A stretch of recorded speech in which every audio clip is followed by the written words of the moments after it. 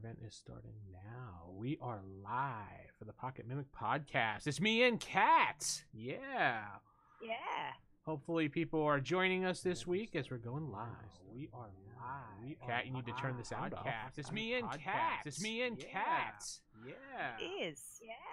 Hopefully people are joining us this week as we're going live. We are live. I don't even know where that's It coming was. from. It genuinely actually is turned off on mine, and I've now shut it down. That's weird. Okay, well, it just was an echo back. We're good. We're gonna keep going with this. That's what happens with live shows. Things happen, and you never know. I'm gonna be watching it on a different form of technology. Apparently, my laptop didn't want me to watch YouTube. Keep an eye on the lovely chat. Keep an eye on how the stream was looking, and be able to actually do this. So Yep. So what we're going to do this week is we're going to sit here and we are going to draw. Well, we're not going to draw. We're going to actually map out and plan out, as much as we can for the dungeon that we have created, the map we have going on for us tonight. And I'll switch to that screen in just a moment as soon as we get things organized here and get things started. Hopefully people out there are enjoying the show as I'm looking at Kat's wonderful little tweets going off right now. Yay. Kat, you're not speaking anymore. Kat, you're muted. Sorry, I'm doing too many things at once. I am totally paying attention to this right now. So yeah. The dungeon. That's right, yeah. I knew you were muted when I saw you clapping and I didn't hear anything. I was like, I don't hear a clap. I mean, right, okay guys. Just let me off. It's late. It's like 11 o'clock at night. I've done a lot of D&D stuff all day, but I'm here for the map. I'm here for the dungeon. She's lying. She's done nothing. Lies. So Kat's gonna leave and bring in the Angel Sister so I can speak with her for a little while and everybody gets to see the wonderfulness of the Angel Sister today. I've got a confession, guys. What? I don't have the Angel Sister here. What? I was promised the Angel Sister. Early. It's 2 weeks too early. She's coming down in 2 weeks. She's not here right now. One day, I promise. I really hope she doesn't hear me say this, but I'll definitely get her on here. Either the live one or the podcast, I promise. There will be Angel Sister. She's Angel Goddess now. That's what she is. Angel Goddess. I re-nicknamed her again. I know, but she's nicknamed herself the Fallen Angel. Yeah, I know. We went through that because she's I can hear that. Cat. Oh, now we're on mute again. I'm being muted again so she can listen. I'm just correcting the technology problem that the laptop wouldn't allow. So now I'm all over this. Ready to go. All right, cool. So why don't we jump into things now and maybe people will start commenting along the way. So here is our setup for today that we have set up. And I don't know, are you looking at the live stream of what's going on? Because you'll see I can see everything. Yeah, do you see the new screen now? No, it's not come up on the live. Yeah, it's probably be up in another minute or so because it's I think it's on like 30-second delay or something. Yeah, no, I like what you did there. That looks good. There's Bob sweeping up for us up there. Oh, look at Bob. Yeah. Do you know what? I was actually thinking about Bob today and how, we haven't really discussed him much recently, so it's nice to see him come back. Well, we really haven't all been together for a full show, so we were mostly doing some After Darks for a while, and yeah, and the last one I think you weren't available for because you had somewhere to go. No, I did, yes, I had family things. So, but I'm here for the live show, and I believe we have, hopefully, technology willing, internet willing, a main show podcast that we'll be recording tomorrow. Yes. Actually, we will be doing one not live, but we'll be doing a show tomorrow. Me, you, and the big Salster. Yep, we'll get Sal back and joining us. And I actually think before we get into the dungeon, if you don't mind, I think that because we haven't done a main show for a while. Yeah. And we have only done a few After Darks. I just wanted to do a couple of quick shout outs just to say thanks to a few people who have been diligently, kind of trying to keeping in contact with us, even though we've sort of had a few missed shows. Oh yeah, who's that? Yep. So, okay, this is a quick rundown with love and kisses from Pocket Mimic team, including obviously Bob. That one to Hanno. Thanks for all the questions you send in. I know you've dropped us a review. I haven't been able to get to the reviews yet, but I do know you've dropped one. Shogun P, both you and all of, actually, to be honest, them drunk blokes. For your love, your support. You're always tweeting about us. And I actually got to game with Shogun the other night. We did some Diablo, and we're hopefully going to try and stream some. So keep an eye on that. We'll put some stuff out. To Kelvin Willis, who has been listening for a while now and left us a really cool popping comment. David Taylor, because you just tweet us loads of ideas. You did the doppelganger stuff with Grandad. So, thanks for engaging. We love to hear your comments. And Cake, I know you have finally got round to being a listener. It's not a problem. I don't take it personally. I love you dearly. Thank you. We did see your review.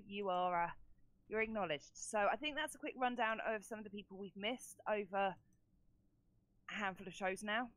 Unless,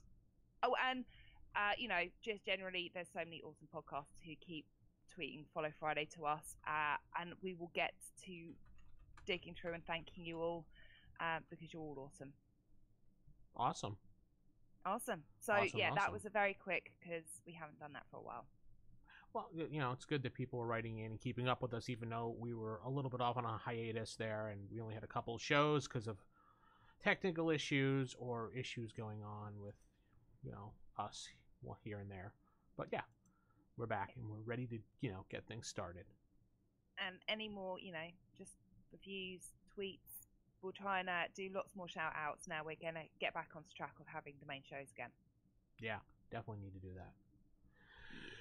Anyway, now the dungeon. As you could see, that we have a hand-drawn dungeon map, which I had drawn during the week. Now, I am not the best artist, or anywhere close to being the best artist, even the worst artist. I'm worser than the worst artist, if that's even a word.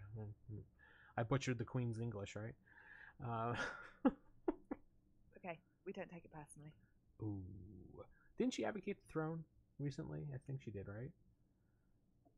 No, she's still there. Oh, I thought she... it was the Commonwealth. She's, I think, stepping down from being in head of the Commonwealth. Please don't test me on how much I know about the royal family, because genuinely, I really don't. Because it doesn't really matter, that's why. But I understand. Not really. Yeah. Anyway, so we have a 12-room, 13 if you want to count the 1A that I added there. In case I did that on purpose, because in a lot of older maps of old school, they always did like 1A, 1B if there was like long hallways or little items along the way, which we can totally disregard and not put anything there. So I just put it there in case you wanted to put something there to describe the hallway, because that usually makes it easier for people reading maps as opposed to just jamming it under number 1 and hoping people understand it.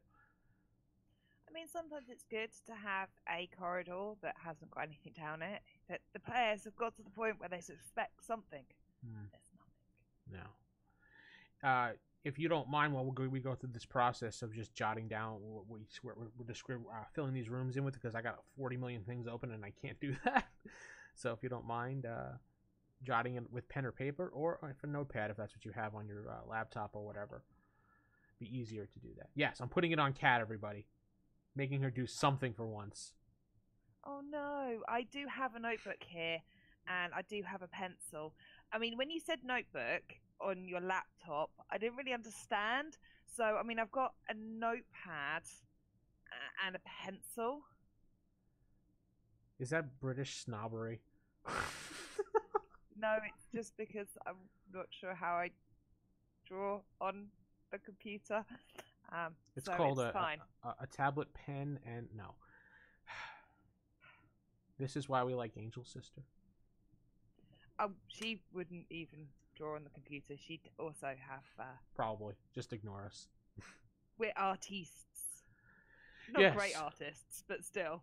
I went through it in my journal, like I showed you previously before the show, and just kind of drove it the way I wanted to do to see if I can fill in things and, just add to it.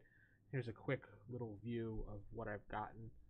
For people out there who want to see, there's what I've written in this little custom monster I pulled out when I was on Reddit, because I found a Reddit that was really cool called Scary Monsters, but there's nothing really to do with D&D. It's just called Scary Images of Monsters. And it's something that people draw, or they just find really weird images and they just throw it up, and people just kind of figure out what it is. And I'm just like, oh, that's a cool place. So I've been like hunting through there, pulling off various monsters, printing it out. Like there was another one that I was talking to Sal with during the week, and it looks like that. Oh, that's cool. Yeah, that's so just grim. Yeah, it was kind of like a horror thing. Yeah, so I decided, what the hell? I wrote it up in little things here for an adventure to scare the players if they ever go into one of those dark places in my campaign, which is like every other day. But well, if players go into dark places, it's their own fault. I'm just redrawing your map, by the way, by hand, quickly. Oh, okay. Yeah, you can do that, or you could just kind of jot down rule number 1, and as we add to it, just write down whatever we add to it. I could, but I also was enjoying drawing it. Oh, okay, then draw. That's fine. I enjoy watching you draw. I have literally done nothing but draw all day, as I was telling you earlier, Vince. I have decided for some reason to map out the entire mansion that the player's going to, and then realised halfway through that I hate graphic design and drawing mansions, apparently. But, it was fun. Okay. Well, as long as you had fun, and as long as it's going to be used eventually, then it's fine with me. I mean, my thing is I just did a video for my channel for one of the things, the Sage of Ice I do, about talking about your journal and writing in it an hour a day, every day during your lunch break, or if you have train rides. I know you have a long train ride sometimes, right? Yes. So it's about an hour and a half too. There you go. That'd be a perfect time if you have enough space. I don't know what the trains look like over there, but I assume they're the same over here, cramped and annoying. That yeah, pretty much. There's not enough room to do it. Yeah.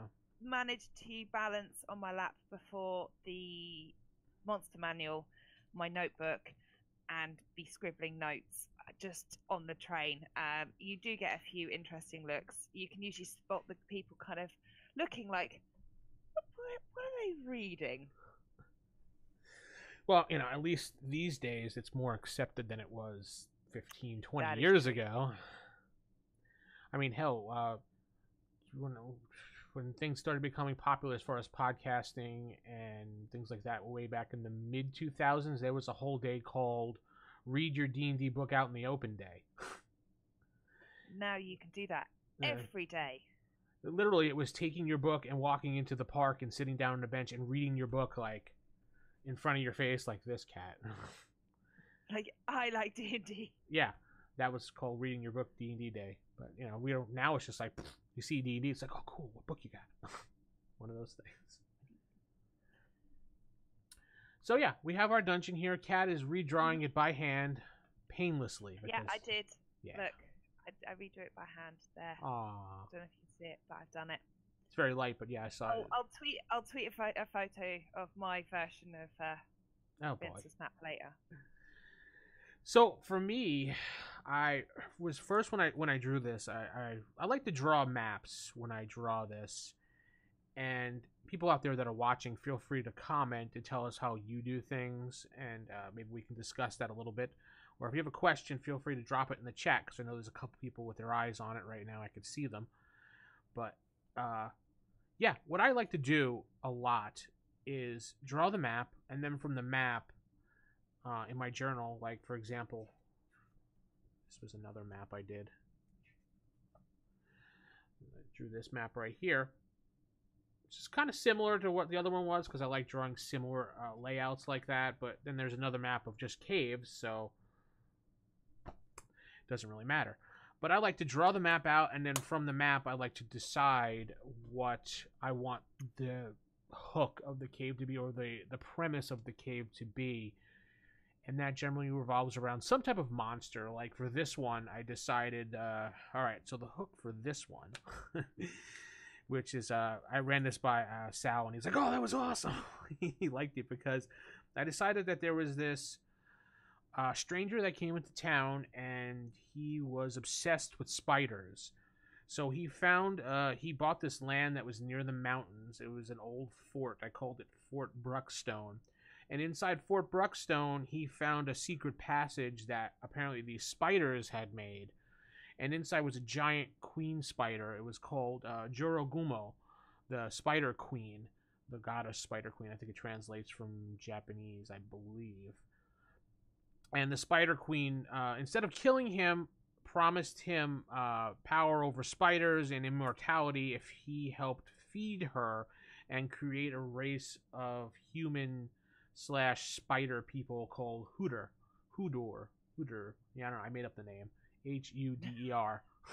Shut up. Then surely you can pronounce it any way you want. Yeah, it could be pronounced if I want it to be. Because I said so. Yes, exactly. And then All I the just grabbed this silent. little picture right here. I'll put it to the camera of these spider-like half man, half things. That's what they look like. So basically, this new stranger came into town, and he bought the land, and he decided to dig out various places in there with the help of the Spider Queen to feed these spiders. So what he was doing was he was controlling the spiders, capturing people in town, and bringing them into the caves. So inside the caves, there is various... So on the map, cave number 7, 8, and 9, if you look at the map, are basically... 7... 8 and 9 are feeding caves, and number 7 I made a transformation cave. So the transformation cave is where they would go, and the spiders would basically suck out the blood of all the victims until leaving them barely alive, and then the Spider Queen would come in and inject them with some type of various spider venom, and that would turn them into this mutation of half spider, half man, kind of slave thing that would roam around the caves and protect the area and become the stranger guy. I haven't really figured out what he is yet, but I was thinking some type of maybe necromancer, because that would fit with the whole spider theme. So, I mean, his whole goal and premise is keep the Spider Queen fed and happy, and that equals power to him. So... That sounds, I think, like a really good idea. Keep her fat and happy, and she will, hopefully not eat everybody. Yeah, so he took a basic base, or I should say a fort, and in rooms 2, 3, and 4 were just basic, like, bedrooms and training rooms, and 5 I made into an office where he has a secret door. That's what the S stands for. Hey, Reagan. I see Reagan joined us in the chat today. Hello. Hey, Reagan. And, did we figure out? Yes, actually, you just missed that. We did figure out. That's how I do it when I draw maps. I just draw the map, and then I figure out what I want to put into it afterwards. I don't do it the opposite way, like some people. I don't know. Is that how you do yours, Kat? How do you do your maps? I didn't ask. I'm sorry. A bit of a mix of both. So sometimes I have an idea of something I might want to. So my players have recently just been in a dungeon in the Abyss, so there were certain things I knew had to be in the dungeon, and so those were a case of draw the dungeon out and then pick which rooms they would go in. But otherwise, I also just kind of went through loads of books of sort of different. I got Xanathar, so I went through the traps in there. I've got some other books of traps. I kind of looked some stuff up online, made some stuff up myself, and just kind of also went through room by room and kind of put things in after I've drawn the map. I always draw things out first, and then kind of, right, I know that needs to be in that room, or I know that they're going to fight this monster. Okay. Yeah, I kind of do that, but I just like to, I don't know, for some reason I draw the map and then I work from there. So room 6, I decided was, when he dug this out himself. This took him a while to do, but this is where he has his altar to the spider goddess, and where he does his like little rituals and sacrifice, and that's where it's not really that deep, but it's enough that he's able to get in there with a whole bunch of stuff. And I had like a little spider pentagram here. You can see it when that's his little altar stuff there, and yeah. So that's what we did for Cave 6. So 5 was his little office area where he, pretended to do like normal stuff. So if people came in and looked over the place, they're like, "Oh wow, it just looks like a regular fort. Cool. This guy's not doing anything evil in here." Sure, no, he's not. He just looks creepy. That's all. But behind the secret door. Yeah, and he has like this little secret panel, which he pushes a button on the wall, and it like turns, and moves out, and he gets like, he can like shimmy his way down there and down a little path. Does he feel super cool every time he does it? I really haven't like, gotten to his mindset, but I'm thinking so. Okay, but when you go a bit more to his mindset, I want to know. Maybe he kind of has a cloak. He kind of swishes every time he does it. No, I don't. I don't actually think he's wearing a cloak, but okay, yeah, sure. Yeah, and then I said like number 2 and 3 are just basic like barracks where people can like sleep, and like bedrooms and things like that. And number 4 is like a training room. So if you wanted to get an idea, I didn't put anything in 1 because I hadn't really thought of what that would be, and then figure we can figure that out. And let's see, I didn't do anything for 1A because I just figured it was a stupid hallway that looks like a stupid hallway, but we can always put stuff in there. Or 1A, I should say. I'm writing stupid hallway on my map. Do it up. Yeah. Stupid hallway.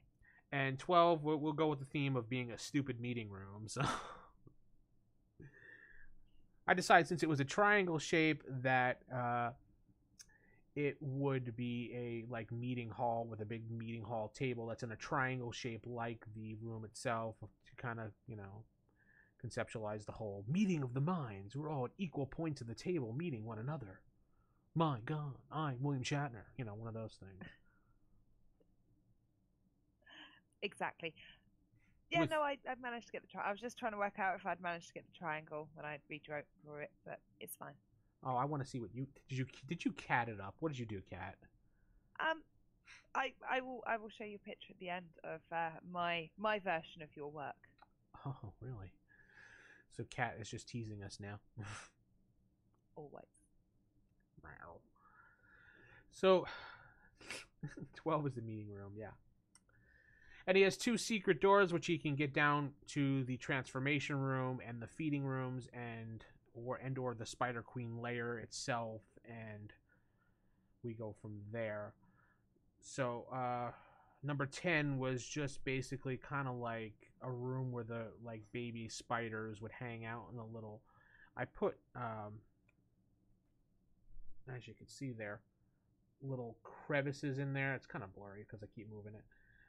Little crevices in there which the spiders would hide in the little cracks there, in case somebody comes in there. They would pop out and try to kill or go back in. They're kind of like guards, so to speak. And in the hallway that's below them from 10 to 11, I laced it all with various spider webbing, so that if the characters were going down that way, or someone who was unauthorized to go down there would hi, that was my wife just walking by. Hi, wife. And Cat said hi. In case someone authorized went down there, it would alert the Spider Queen, who's kind of hanging down out there with a little spider webby thingy there. See, there's the little spider webs in the hallway. Yeah. Queen. Yeah, she's the Spider Queen, or the Spider Goddess, whatever you want to call her. As my wife brought me a wonderful frappe from McDonald's, and not a sponsor of the podcast yet. I was like, it's really too late for that. Then I was like, no, it's actually not for you, because it's not like 11:30 for you. No, it's only 5:30 here. But that'll be enough caffeine to keep me up the rest of the night. So yeah. So now we know what roughly is this gentleman has dug out. So I'm assuming he's dug most of this out for the Queen, and he's probably tending to her needs.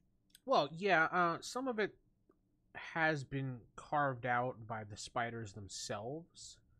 I'm assuming the Queen's had her lair for a while.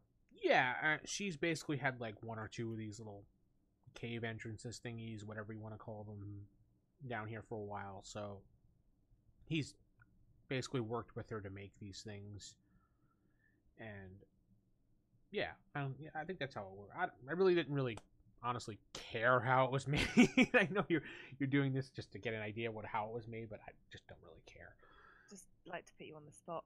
Although, if people want to make suggestions, put stuff in chat. If you watch this after the video's gone live and you want to tweet us, or you could leave Vince a voicemail. He really does like it when you leave him a voicemail. I canceled that number. No. All right, just email him instead. Yeah, just email me at catisthebest@pocketmimic.com. That's not the email. But yeah, if you want to, as we build this dungeon, if you want to come in with some ideas, or you think of something quite cool to do with, backstory, or like Vince said, he's not quite worked out what the stranger is yet. So if you've got suggestions, maybe we'll revisit them, or not, depending. Oh, so for the half man, half spider, the Hooter, as I'm calling him. It sounds like Hooter, like an owl or something, or even worse. But anyway, I got to change that name now that I say it out loud, because it sounds like something worse. Yeah, maybe we'll call him a Spooter. No, that sounds even worse too. But I decided it was a medium monstrosity, neutral evil. It had an armor class of 14 naturally. It has an average of 12 hit points with 2d8 plus 3 as the roundabout number if you want to roll it yourself. Speed is 30, climbing is about 30. Strength of 14, dex of 15, constitution 13, intelligence of 8. They really don't speak. They kind of mumble words. I think their intelligence I decided goes away because they're turning more into a spider monstrosity than anything else. It's going to have like the basic animal instincts, but not real. Yeah. Well, I figured they would just be like, blah, blah, blah, I'll kill you, one of those things. And they understand when you talk to them. They just really don't. I think what did they decide the writers decided the intelligence of 8 was kind of like a kindergartner or first grader who knows how to speak basic English or something, or basic language, something like that.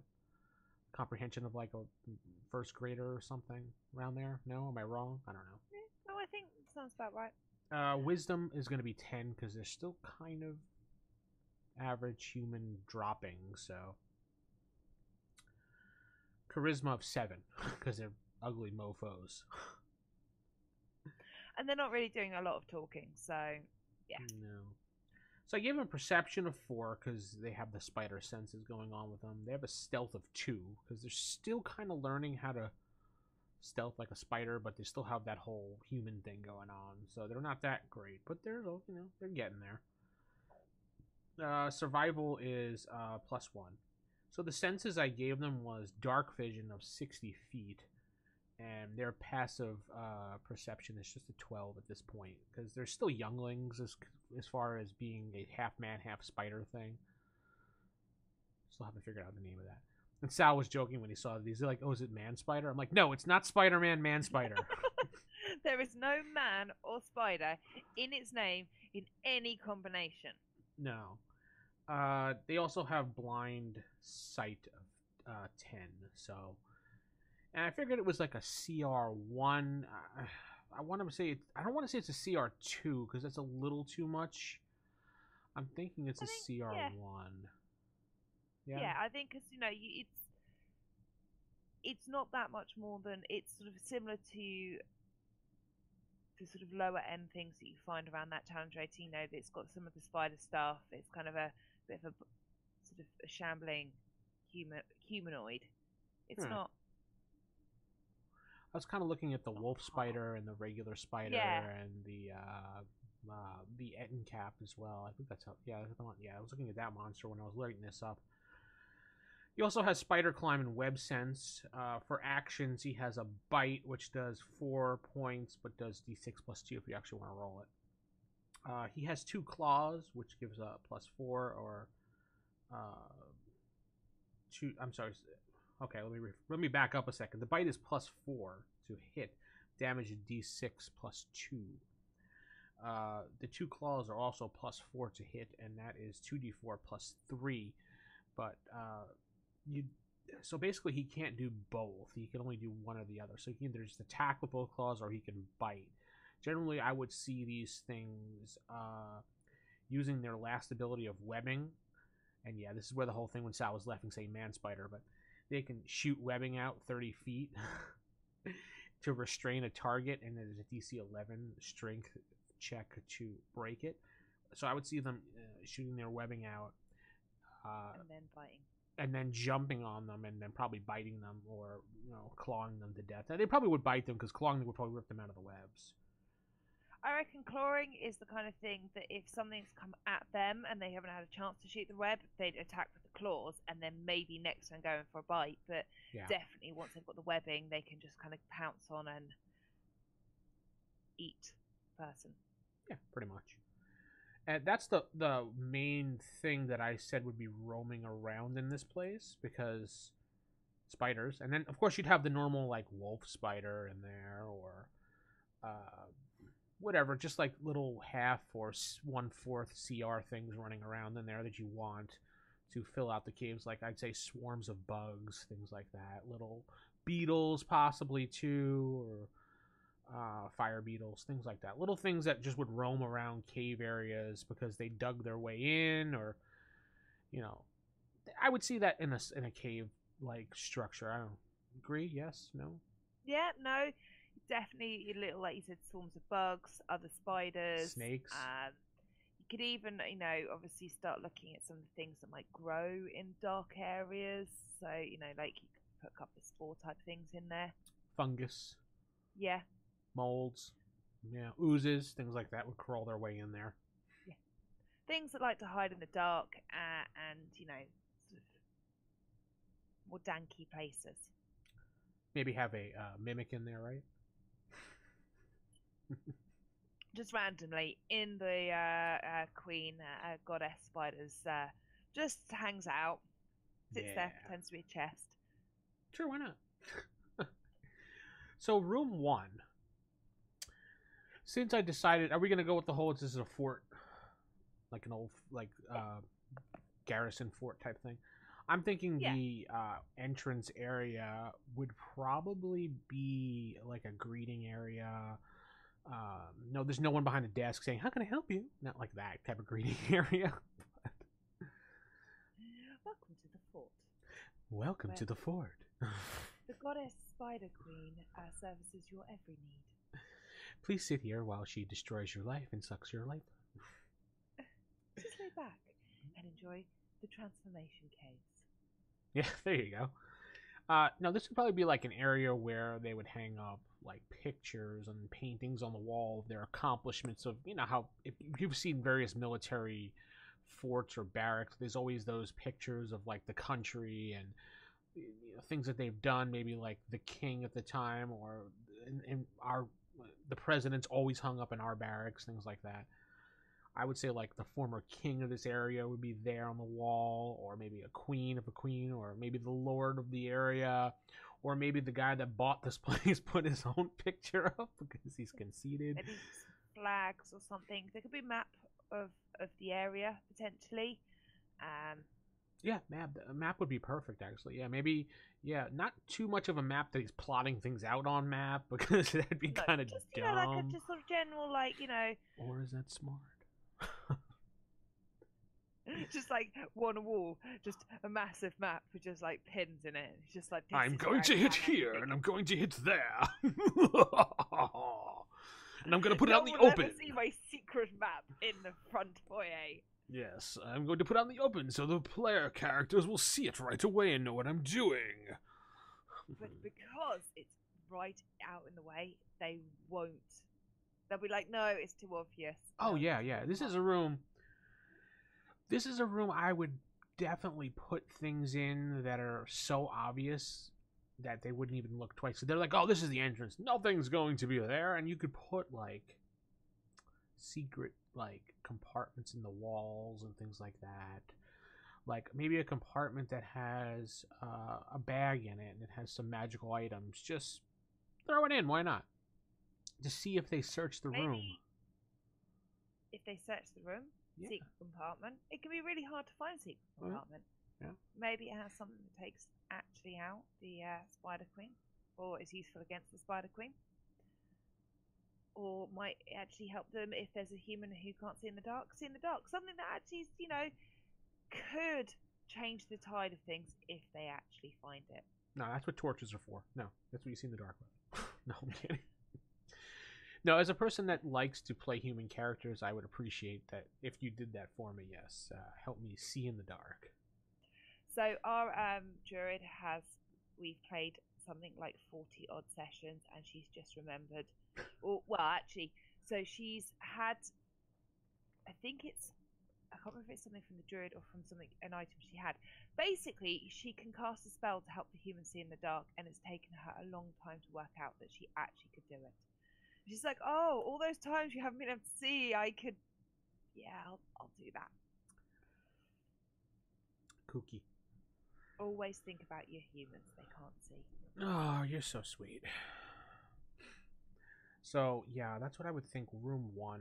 Definitely will put something in there as far as a description-wise. Like we said, probably some pictures in there, some tapestries, anything that was left over from the original layout of the place. Probably a picture of somebody in there. I'm not going to say the guy himself, because I'm going to go with he's not like that. He doesn't care like that much about things. He probably just was like one of those, man, I'll just leave it alone type deal. And maybe he'll hide a few things in there. Like I would put like a couple,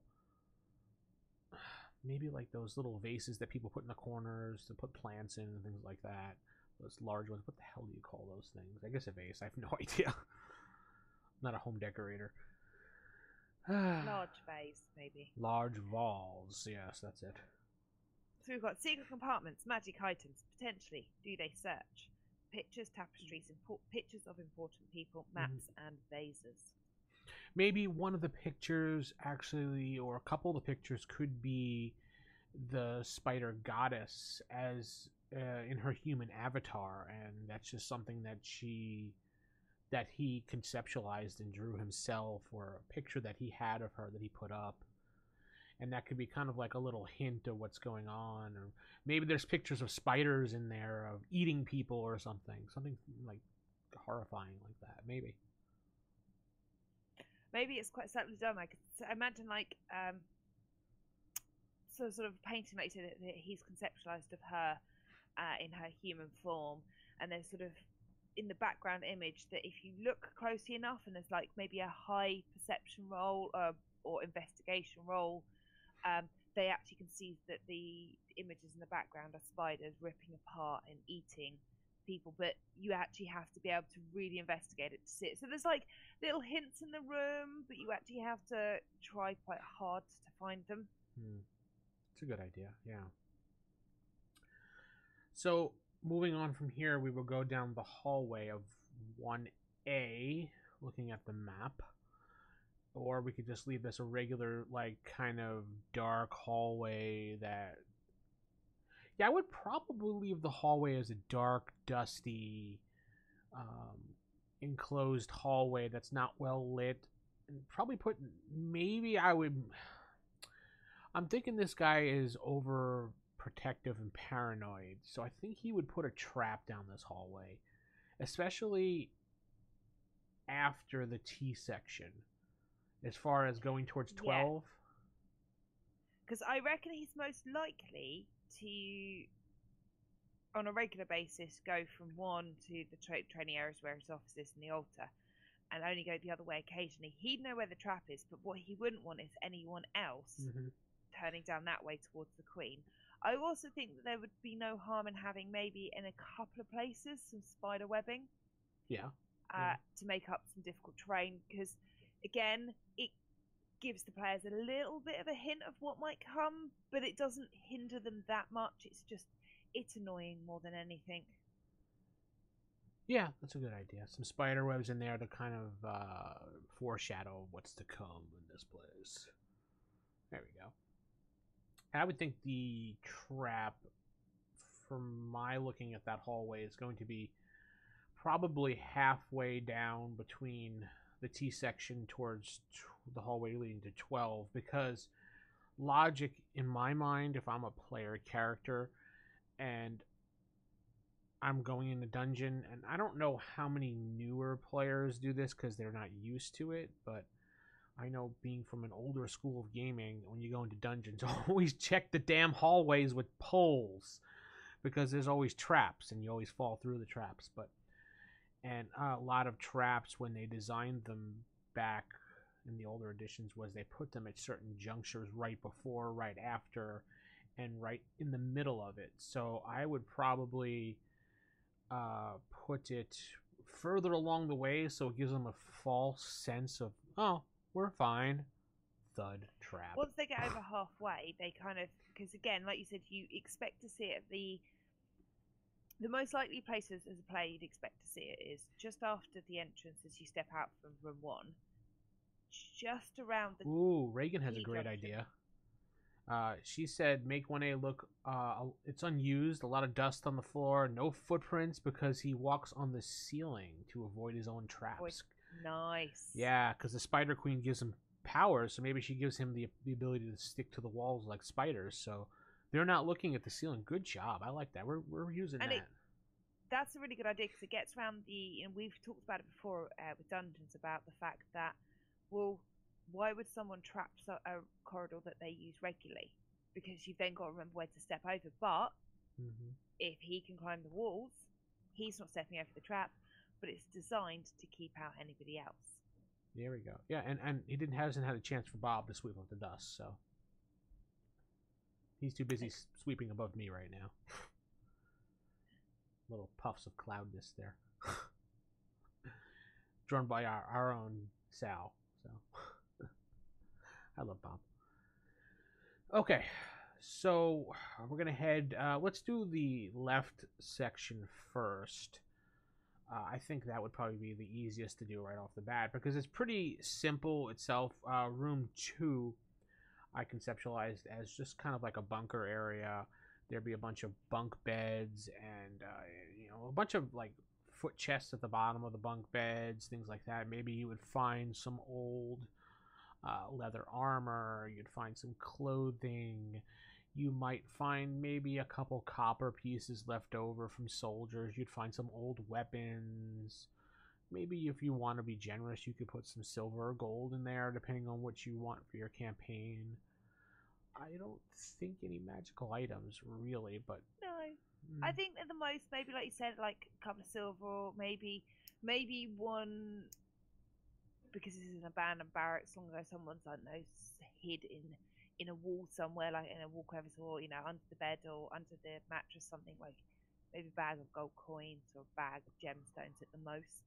Thinking you could probably, and it's up to you as a DM, but I like adding these little things in because my campaigns. Oh, okay. Well, I have a video coming out on this, so I'll throw this in here. It's coming out. It's called focusing your campaign from XP to gold as your main focus, because when we originally played the game, the focus of the game was treasure and gold, and that's how you got most of your experience points.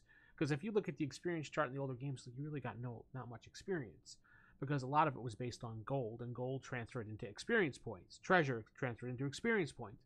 So I'm kind of moving my game more towards that, to focus more on less killing, more collecting gold. Of course, killing's in there because, it's fun, but the focus is, how can I get around it to get the end goal of the treasure? People making them think outside the box. And my players love that because they came from that era of playing that way. And the newer players that have joined our group are like, wow, this is pretty cool. We don't have to actually kill stuff. We can get around it or think outside the box, not have to always do combat. Some people like combat, of course. Not a lot of people do, but... That's why I try to balance up with XP. Yeah. Because obviously a lot of the XP is... it's really easy to give them monsters. They tell you how much XP to hand out. But I try and think of other reasons to give XP because it isn't, and it shouldn't be about, like you said, always killing the monsters. Sometimes it's nice to see the players think outside the box. Yeah. Oh, so like I was, before I went off my left tangent, or the viewers the left. Anyway. Yeah, so under the mattress you can have like a treasure map. Maybe one of the soldiers found an old ripped half of a map leading somewhere into the mountains that is somehow torn, and maybe he wrote down some notes on it, like hidden treasure, must find second half of the map, and that could be like a whole side adventure hook that you can use to lure them into something else. And maybe they won't do anything with it, because sometimes they'll take it. I've had players write down all these things and be like, yeah, map, great, treasure, okay, great. And then like a month later, I'll be like looking at their character sheet, hey, I have this map in here, what is it for? My character starts looking at it, and then boom, there is your whole to do for the day. You know, you'd have to have it planned out, obviously, or at least have some notes jotted down on it. Or you could just be like me and be like, yeah, so it's this. And hope. Yeah, you go here and you find a map, and yeah, just. But yeah, you can actually new story. Take one of your maps from your journal that you wrote down during lunch or wherever, train ride with Kat, and whip it out for them, the map, and give it to them. Only ever whip the map out. Yes, and just like that. Yeah, so we have that in there, and then that's that room. Unless you want to add anything else to room number 2. No. I like room number 2. I'm happy with it. Number 3, I saw as the guy's personal barrack room, like his bedroom, or it would be like a commander's, or the lead captain guard if it's a guard garrison. That would be his room. Maybe a lieutenant would share the room with him. I don't really know, but I saw it as like the executive officer's room type thing. So there'd be fewer beds in here. There'd be more of a double bed, nice plush thing going on, and there'd be maybe like a desk in case he wants to write something. And in here there could be some written papers, written in a weird language that you don't understand, and it could be the spider goddess language. Maybe he was planning out what he was going to do for the day. Feed spider, make sure spider poop is cleaned up, things like that. But it's just written in a weird language that they can't understand. It just would be kind of cool. I love that idea that it's like written in this strange language, and the player's like, oh my god. And eventually, months after they've done this, they finally find someone to translate the spider language, and it is literally a list of like, go to the grocery store. Clean out the baby hatchlings area. Don't forget to clean the transformation. Wipe blood out of feeding cave. Yeah, exactly. Or it could be anything. It could be an actual ritual that he was planning. He was translating from. Maybe what he does every day is he goes into the Spider Queen's cave and he sits down with a book and he listens to her. Maybe this could be the book of the Spider Queen, like her religious text, I guess you would call it. Yeah, preachings. Maybe he's writing that down, and it could be written in kind of like a preaching Bible type verse thing with numbers and something that they really can't read until they get someone to translate it, or your game has a thing called comprehend languages, which most people don't have because it's a long forgotten thing. Or you have read. I do have a player though actually who has something similar. Just like, I can read, and every time I'm like, haha, this is, oh yeah, you can read it. What do they have? Fine. It's something to do with one of their class abilities, I think. I wouldn't doubt it. There is a class that does that, yeah. I think so. I think it's one of the class abilities. And it's really frustrating because I'm like, oh, you can read everything. Fine, whatever. Yeah, I think there is one class that can translate just about or comprehend just about every language that is written in the world or something odd like that. Yeah, I remember reading that in one of the Reddit forums about the class. I know what you're talking about, yeah. So in there would be that type of stuff. Maybe there would be like a really cool special spider dagger in here. I could see it like a really sharp, long blade that's black with traces of red on it. And if the handle has like a spider symbol kind of on it, it kind of looks like a spider itself on the top of the handle or something, or growing over the blade or something. I mean, I can't really draw, but someone like Sal would be able to draw that easily by me telling him, because that's how we usually work. I just go, Sal, draw this, and he goes, okay, and he draws something really cool. But yeah, it'd be something like that. Maybe that's the thing that he uses in a ritual or something like that. And that's left on the desk where he was writing uh, the Spider novel, the Spider-Man comics. Yeah, the Spider novels, the Spider novel starring the Spider Queen,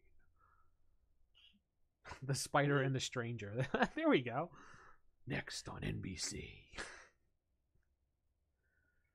Reagan does point out that high-level monks, she is right, do also speak any language.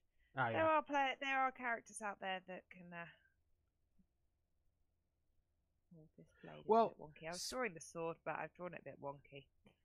Well, speak any language is a lot different from read any language, don't forget. I mean, I play by rules of the old where there was you can speak and then you can write. And I mean, it's up to you. Your game. You do it as you want. But if you could speak, it doesn't necessarily mean you can write it. So I can understand someone being able to speak everything, definitely, but read it, maybe not. Did you draw it down for me? I'm drawing the dagger. Oh, you are? Okay, cool. Yeah. I see you're hard at work there doing something. So. I am. I'm hard at work. I've taken notes. I've drawn the dagger. Kat, you're like a personal secretary today. What? I'm not sure how I feel about that. It's looking good. I like it.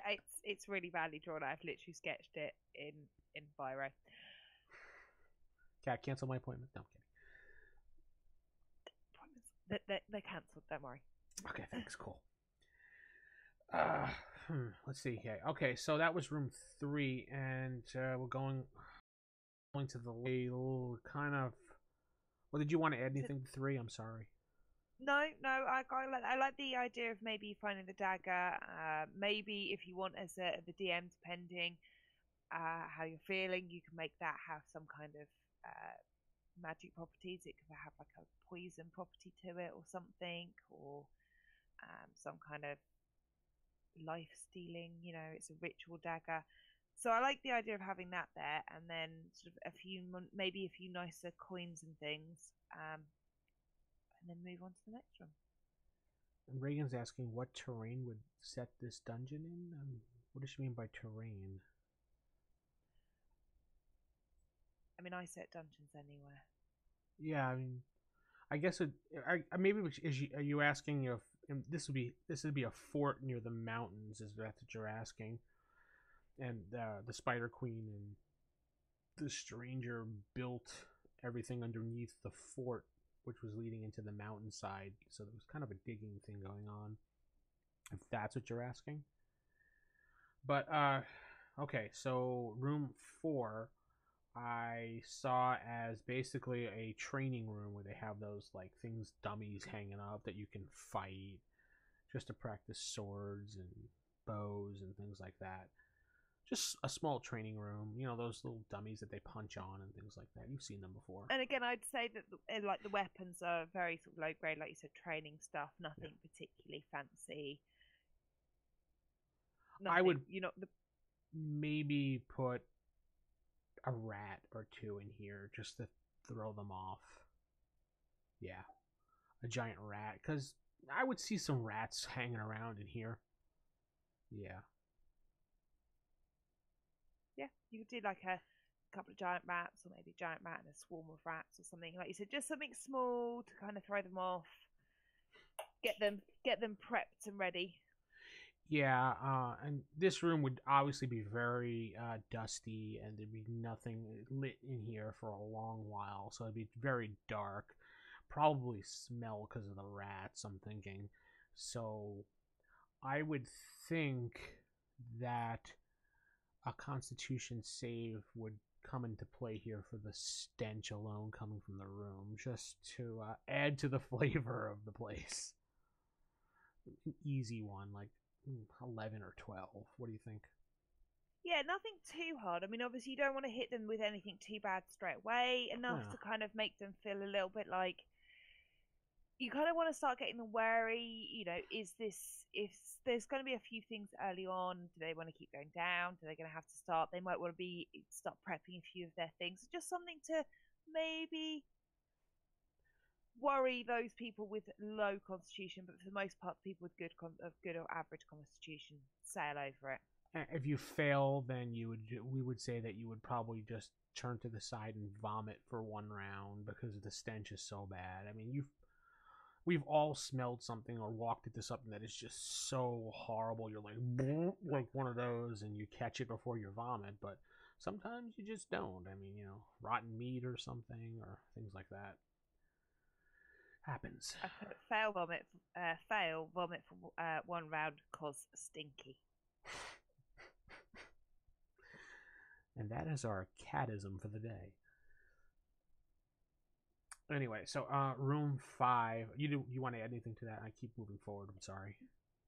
No, that's fine. Reagan says, how would the party hear about it? The guy kidnapping the villagers to feed the spiders, some for the ecology. Yeah, no. So what I thought in the beginning, we did kind of brush upon this, and I forgot to finish up on it. So there's a stranger in town. After he buys the fort, now people start disappearing from the village one by one, and now you can feed the player characters with rumors from the tavern.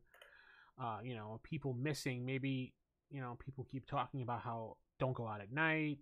People are missing, and there's a new stranger in town. People are connecting the stranger possibly with it. Some people aren't. People, you can leave rumors. I've seen spiders roaming around the mountainside, especially near the fort. Things like that. Maybe the mayor's daughter or the mayor's son, or maybe the lady of the area or the lord of the area's relative, or someone was captured and someone wants you to investigate to see if it's there. That's a hook I would probably use around on those kind of premises. Yeah, those. And I mean, like, so there's so many different things you can do, and have some kind of someone go missing. But those are some quite good hooks and ideas. But again, if someone wants to do something completely different, another reason, maybe they've already found half the treasure map and they were finally looking for the other half, and that's why they're there. So you can, many reasons you can have them there doing that. Yeah, that's a good idea there too. So room 5. That would definitely just be an office that he hasn't really done anything with. I would say that'd be like the equivalent of the captain of the guards, or the general of the army, or the head honcho, whomever was there, would be his like office where he would sit and plan out this or that, or battles. It'd be a whole like table with like little wooden figures on it and a little map of the side there. Maybe this is where the general planned out army attacks, things like that. That would all be there, but dusted away because he's definitely not using it. He'd probably be using the map as a reference to look around the area, but maybe not. Maybe he would like mark. Yeah, that's a good idea. Thinking about it, let's make some use of this. He actually is marking on the map. The soldiers are thrown to the side because he doesn't care about those.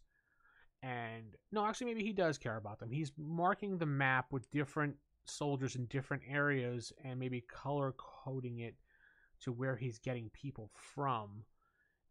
Maybe the map is actually a map of the area with the town, and he's plotting the points or the pin, whatever is on the map. I'm going to say little wooden soldiers or little wooden pins or something. I like that idea. Yeah, like you said, he's mapping out and he's marking. Maybe it's a map of this larger area with some of the villages and towns, and he's marking out. Because to keep it on the lowdown and the subtle for as long as he has, maybe he's been trying to take people evenly through, like, he's got an idea of the population, so he's marking, like, taking a few from there, now I've got to take some from there. Yeah, exactly. Kind of keeping a real track of where. Yeah, so but they don't understand exactly what he's doing because obviously he knows what he's doing, and he's not going to, like, here's my coded key of what I'm doing, so people could see it and know what I'm up to. My coded secret about the people I'm stealing from towns. Yeah, so they see it, and they're just like, and you're like, oh, he has his color-coded red, and there's like 5 little dip marks there, and this one's blue, but there's only 3 there, and this one is yellow, whatever color. I mean, just little marking things that he's done to show what he's done over time. So, okay, the red means I can't go back there for a little while.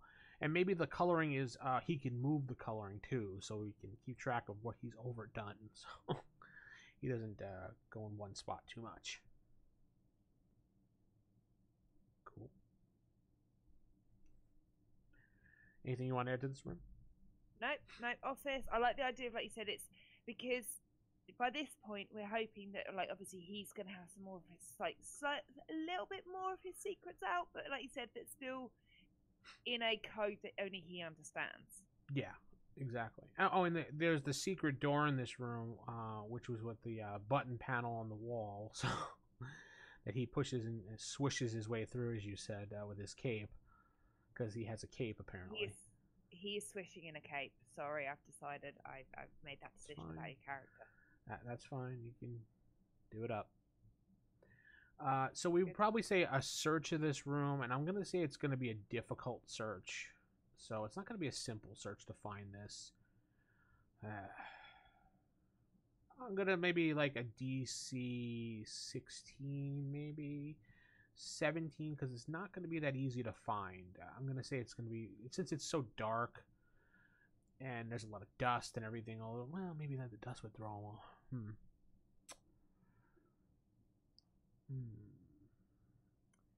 Choices, and that's the thing, you can do 15. So many things. I'm going to say a 15, so it's kind of difficult, but also someone that's good in finding things and searching with a high number can find it. I mean, obviously they want to like do the whole I'm going to take an hour type thing and find it. Yeah, they're going to find it. So yeah, but I don't think they might find in that hour that they've taken to find it that something else has happened. I mean, I know there was a rule. I don't really pay attention to that rule. There was our take 20 rule way back in 3rd, and I'm not positive if that pulled over because I've never used the rule. I hated that rule ever. Oh, I take 20. I hated that rule. Because it was just like, you know, why bother doing anything? Okay, there's a secret door in this room. Well, why'd you tell us? Because you're going to take 20 anyway. So that's why. That's why I hated that rule. But yeah, if they take the time, like an hour or so, and yeah, that's fine. Take an hour. That's definitely going to impact the gameplay and things moving around in there. So yeah, okay. So they find the secret door. It slides open, but they have no cape, so they can't go through. No. No cape. No cape. So no it's like swishing. A cape-like structure. No. You have to be able to swish through the door. Yes. It's like in a perfect shape for swishing, otherwise you can't go through.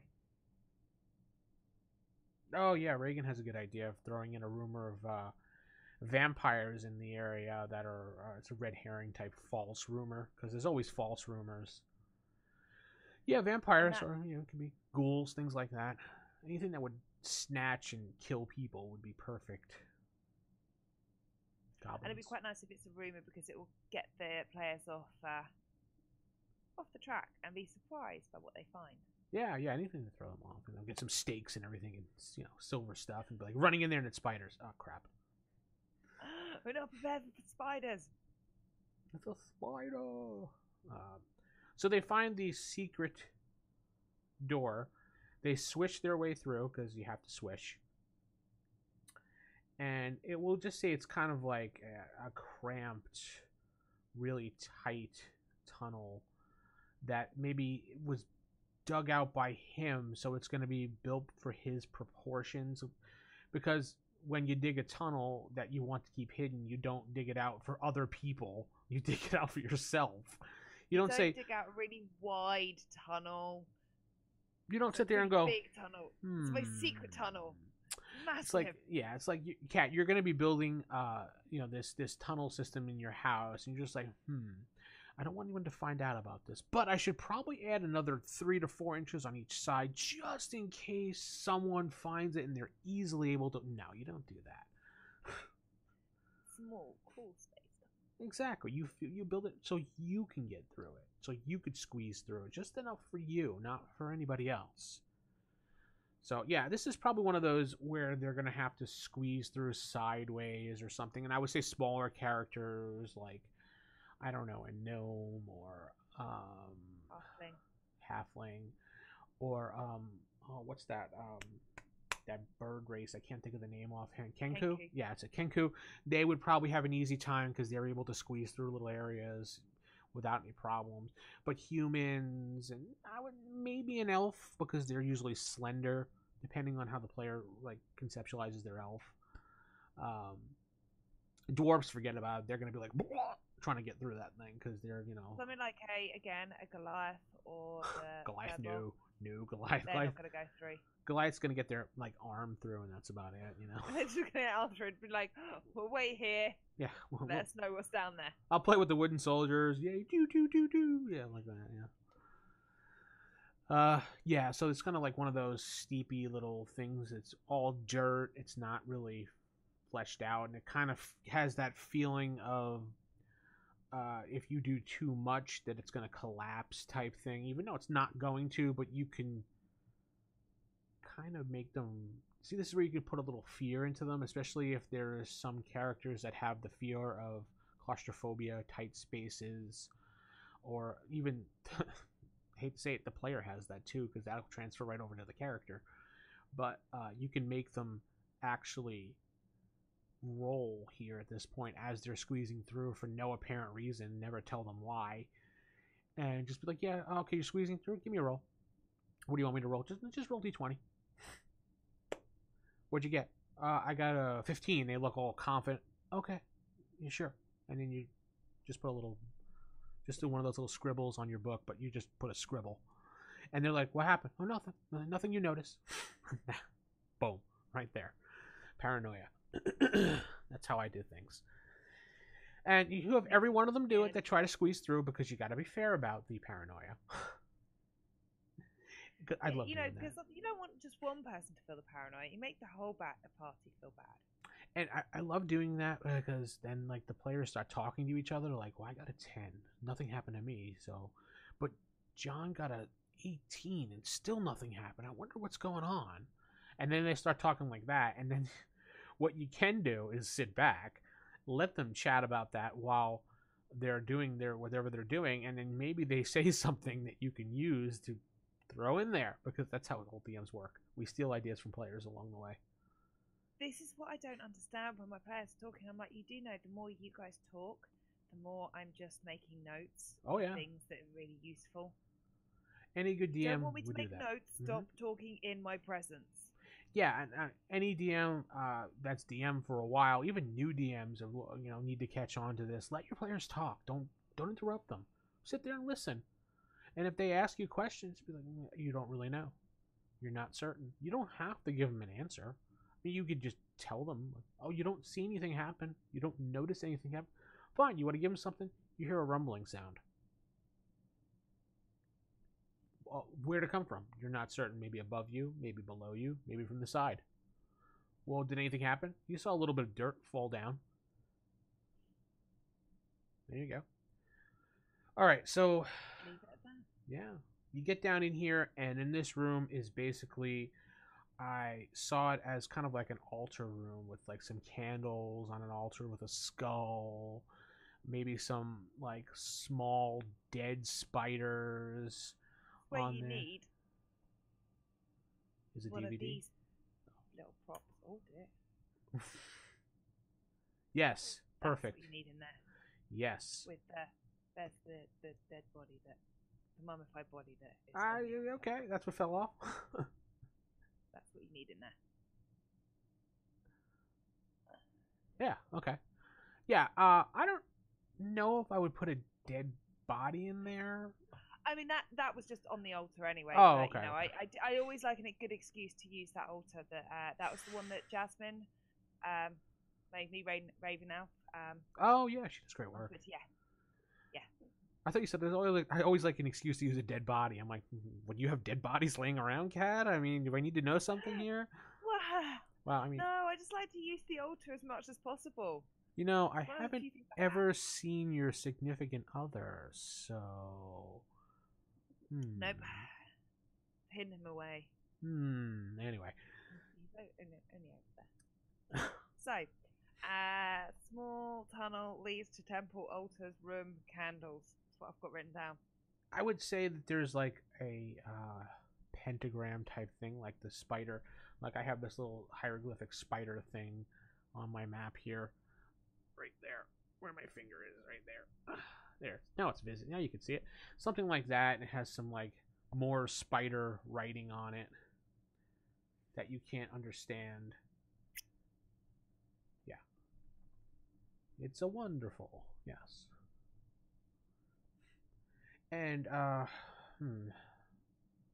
don't, maybe there is some stuff in language that you can understand, because maybe it's half his notes written down in English, or of rituals or basic or whatever language you want him to read. Elven, Dwarven. I suspect maybe at this point he's thinking the chances of anyone getting through his secret door and, you know, getting this far. So the chances are you might have, he may now mix up the language of using spider language, using some of his own language. There might be something that the odd player can start to get a fraction of some of his notes. Yeah, something like that. But nothing as obvious as, you know, people, spider, drain blood, equal power, question mark, something like that, stupid like that. But yeah, it would probably be maybe a ritual written out to pray to the spider goddess, and a sacrifice ritual. Maybe he brings someone down here and does a sacrifice or something, or, you know, sacrifices smaller spiders to her as well, and things like that. Maybe the spider goddess wouldn't want that. Maybe, depending. Maybe she like sacrifices things that aren't spiders. Maybe things that, so, other animals or creatures or reptiles that spiders don't. Bats tend to get on with. Bats, yeah. Spiders hate bats, so. Yeah, maybe they sacrifice some bats, things like that. And I would, yeah, definitely. And this is where you can definitely have a nice, good jump scare of, like, a beetle or something diving through the cave wall, because it's all dirt. Maybe they tunneled their way in, and they were waiting there for him to come back and attack him. And boom, there's a nice little battle. And this is such a cramped room that maybe 2 or 3 people shoulder to shoulder can get in here. And it's kind of one of those battles that there's not a lot of room, and they can't fully swing over hand, so they're maybe at a disadvantage because they can only just stab forward or something.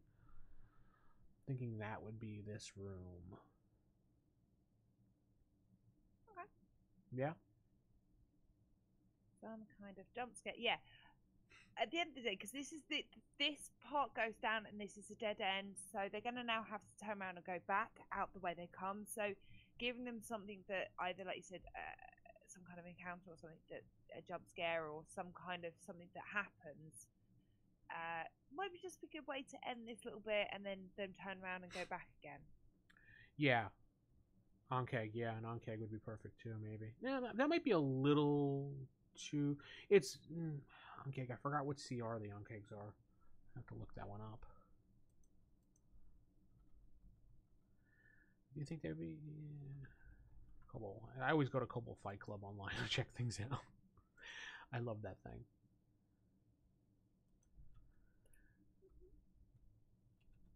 CR2 Onkeg. Maybe there's a couple of them in there hanging out, waiting to do a ritual with the stranger later.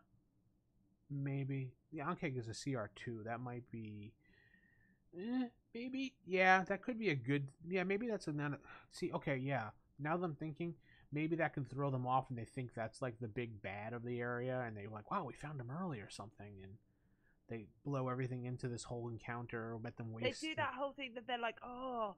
Because, you know, you've got the map, it's laid out, there's 2 ways they can go, so they're feeling quite smug. They're thinking, oh, we went the right way, we've had the big encounter, we've got to the altar, we found the secret papers, we'll just go and do the other way just to, you know,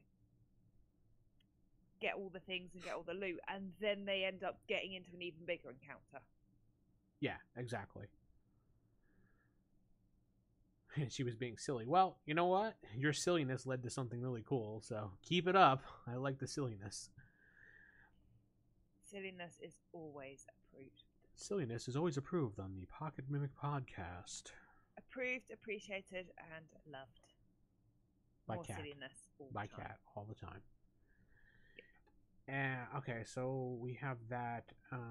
So then they're like, oh, okay, now we need to go back and rest, or...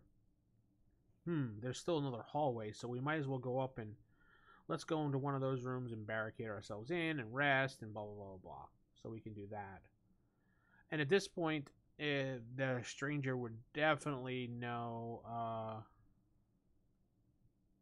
Would definitely know if they were there at this point. I'm thinking. He may not know.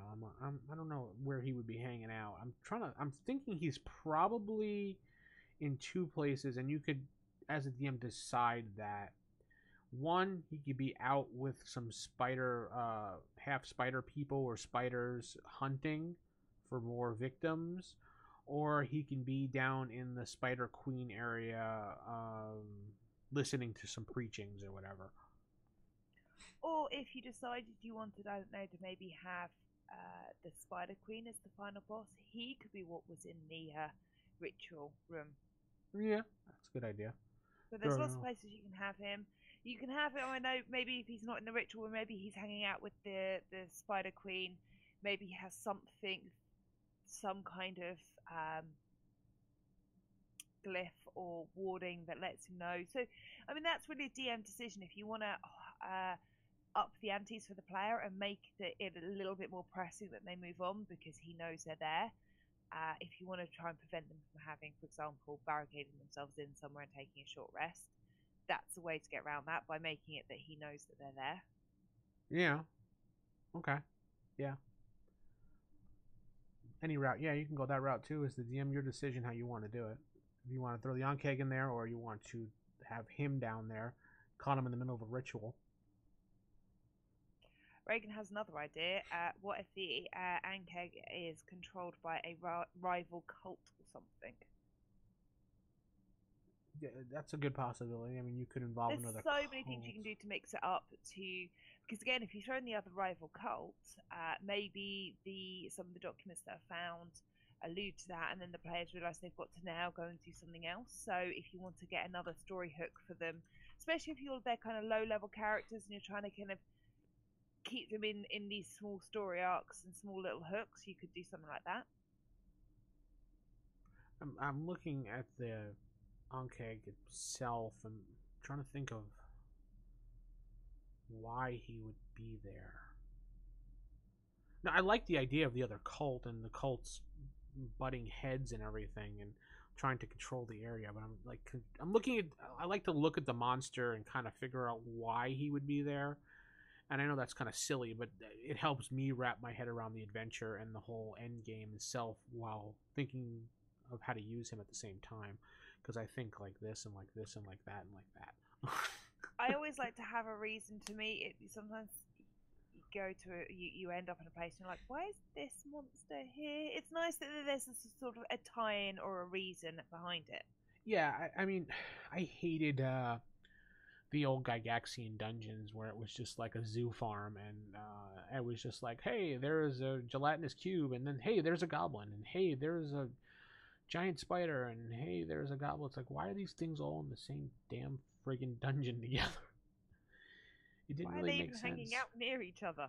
Yeah, no, there's a whole group of orcs, and then there's a whole group that's just like, I know it was the whole dungeon zoology thing that Gygax liked to do, but to make it random, but it just never made sense why all these things are just hanging out in rooms. I mean, I know they're supposed to wander, but it was just like, no.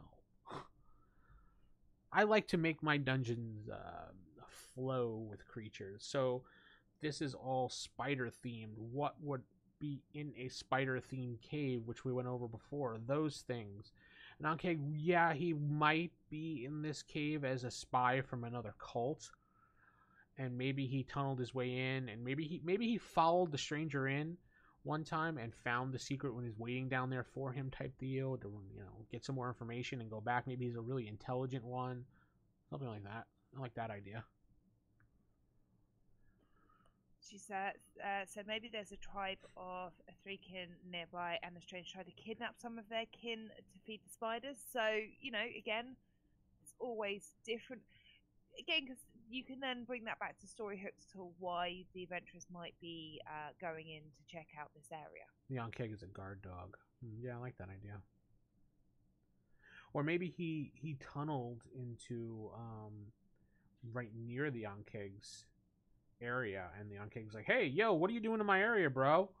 type deal. You know, I don't know. He's protecting his area.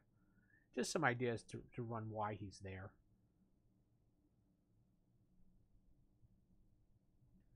All right, so we decided that. So now we're going to go back down the 1A hallway, which we decided already there was going to have some type of trap there, but we never said We've what. marked the trap just past halfway, or over halfway. So I'm thinking the trap...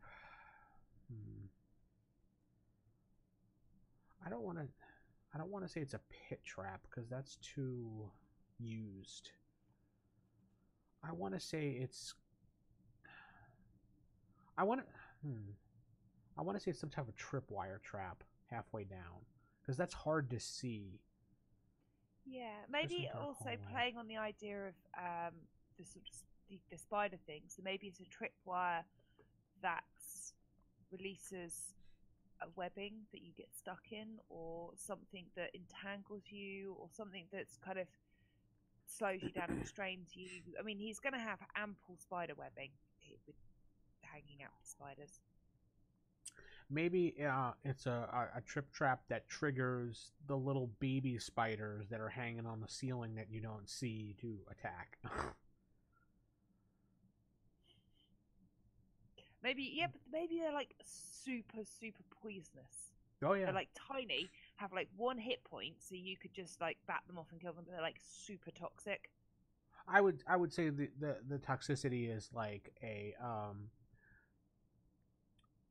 DC like 11 or 12, and their bite does 1 point of damage, and maybe for like a couple rounds you feel sick, and maybe your strength goes down or constitution goes down for those rounds, and it's nothing long lasting, just enough to give you that whole spider fear going on of what's to come possibly.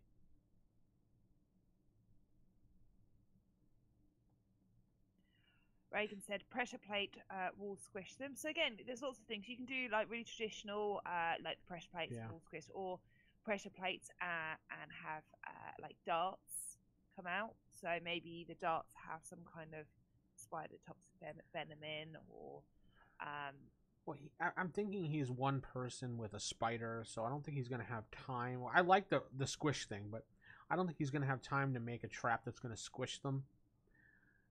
I could definitely see the darts in the wall, because he might be able to do that. Yeah. Or like you said, the spiders. Reagan said the spiders the size of rats drop on them. So you could either do something like quite slightly more substantially sized spiders, or I like the idea of these tiny little ones that fall down that maybe the players don't even actually see. They have to roll a decent perception or investigation roll to see them. And largely they don't actually know they're there until they've been feeling sick. Yeah, like spiders hanging out on their shoulder. It's, sitting there and chilling, and you're like one of your friends. You go, oh yeah, that'd be beautiful. Hanging out on the shoulder when you have one of the players roll for their character's perception, or maybe somebody has a high enough passive perception. You're walking down the hallway, and it's a little bit of dark. All of a sudden, we'll say Steve, for example. I have no idea Steve. Steve, your character notices when you're turning around to look to make sure your party's safe that there's something crawling on John's shoulder, his character's shoulder. You take a closer look. Yeah, what is it? See, it's a giant spider with its 2 front, like, what do you call those? Manticles, claws, whatever the hell they are. Spider legs. I have no idea. In the upward position, like it's ready to attack him, but it's like as big as my hand, for example, right on his shoulder like this. And the friggin' thing hanging from my microphone here scared the hell out of me because it hit my shoulder as I said that. That's why I jumped. I was like, oh my god, there's a spider. There's a spider on me. It's this microphone clip thing here I have. It hit my shoulder. It's the backup microphone. I'm prepared. Cool. So, yeah, you can have anything you want down hallway 1A, or if you decide you didn't want a trap, it could just be a corridor. Dusty, no footprints. Looks like no one's been down here in ages. because the guy uses I the like ceiling. the idea of, regardless of whether there's a trap on there or not, that he doesn't walk along there, that he climbs over the ceiling, so that even if there's no trap down there, the chances are the players are less likely to go that way because it looks unused. Yeah, exactly. So then they turn the corner heading towards 12. Excuse me. Yep. Which is a meeting room. So this room would at one point house negotiations, and I would say there's a lot of literature in here, like books and like maps of the area on the walls, and maybe some old laws and things like that written on the wall. And on the table maybe is kind of one of those kind of think United Nations type thing, but not as many spots for flags. Maybe it's kind of like split into four, because I'm thinking this diamond shaped room would have a diamond shaped table, and I'm thinking that it would kind of represent maybe the four kingdoms or the four nations or something like that. Just something to give some flavor, backstory, to make it interesting, not just hey, it's a table in the room and there's some chairs and it's and again, rotted. if you've got someone who has like good history or religion, maybe they know a bit about the history of this area, and it gives them a chance to find something, work out or remember something more, a little bit of lore. One Sick Bunny is joining us. Oh, hey, Ryan. That's Ryan. Oh, Ryan? He just got back from a wedding. Yeah. They went out today. That's one of my players, by the way. Oh, I was gonna. He Hey, Ryan. He went out and got married and came back to watch us. Awesome. No, he's already married. He went to a wedding, someone else's wedding. So yeah, that's the one that plays the bard that I often try and kill. Right. You haven't killed him Ryan. yet. Wait. Do you try to kill him or the bard? You kind of mix those two up. I'm not gonna say. I'll see if he answers. So he's still alive. Okay, we got here. We see what's going on. Anyway. Cool. So that's room 12. And again, probably nothing more than. I suspect the stranger doesn't use this room particularly much himself. It's probably just all historical stuff that's been left over. There's nothing else there. But maybe the players find a bit of interesting history or lore about also the area. I'm thinking this is going to be another good point to get another good. I'm thinking a jump scare going on here, or some type of situation where they're in the room and they're comfortable and they're thinking this is a boring room, and we got two secret doors here, and this is where they're kind of think of good laugh here, but think of the old horror monster movies, or maybe Scooby-Doo, when they're kind of leaning against the wall, and maybe the monster, one of these little half monster people will open the door and try to snatch one of them and pull them in, close the door type deal. I would do one of those type situations. Oh, by the way, Ryan just said that even power word kill can't kill him. That is true. Oh. He did manage to counterspell the Lich's power word kill, and I haven't forgiven him or forgotten this yet. Just like to state that. He counterspelled the Lich's. Wow. I know. Impressive. I know. He literally succeeded on just the dice roll. Well, he was probably just a baby Lich. He wasn't like an arch Lich or anything, so that's why he did it. It's really, yeah. No, it's a really lucky roll, but it's okay. I'll get him later. It's fine. Just throw some rocks on him. That's all. Squish him. Yeah. Rocks fall. You all die. Game over. I win. So yeah, so another kind of jump scare, and again there'll be some tension because if they manage to snatch it, one of the players and pull them out of the room, there'll be a bit of running around, a bit of like having to go after the person. Yeah, I'm thinking maybe he would, let's see, come up from room 7, probably. He'd wander his way up from there, or you don't even have to do it as a snatch situation. You can do it as a whole, that you guys are searching around, and you're looking around. They start reading and start wondering, and all of a sudden, maybe they hear a noise, and this thing comes flying through the secret door that's heading towards 7, and attacks whoever's right there. And this is where they get their first look of what's really going on in here.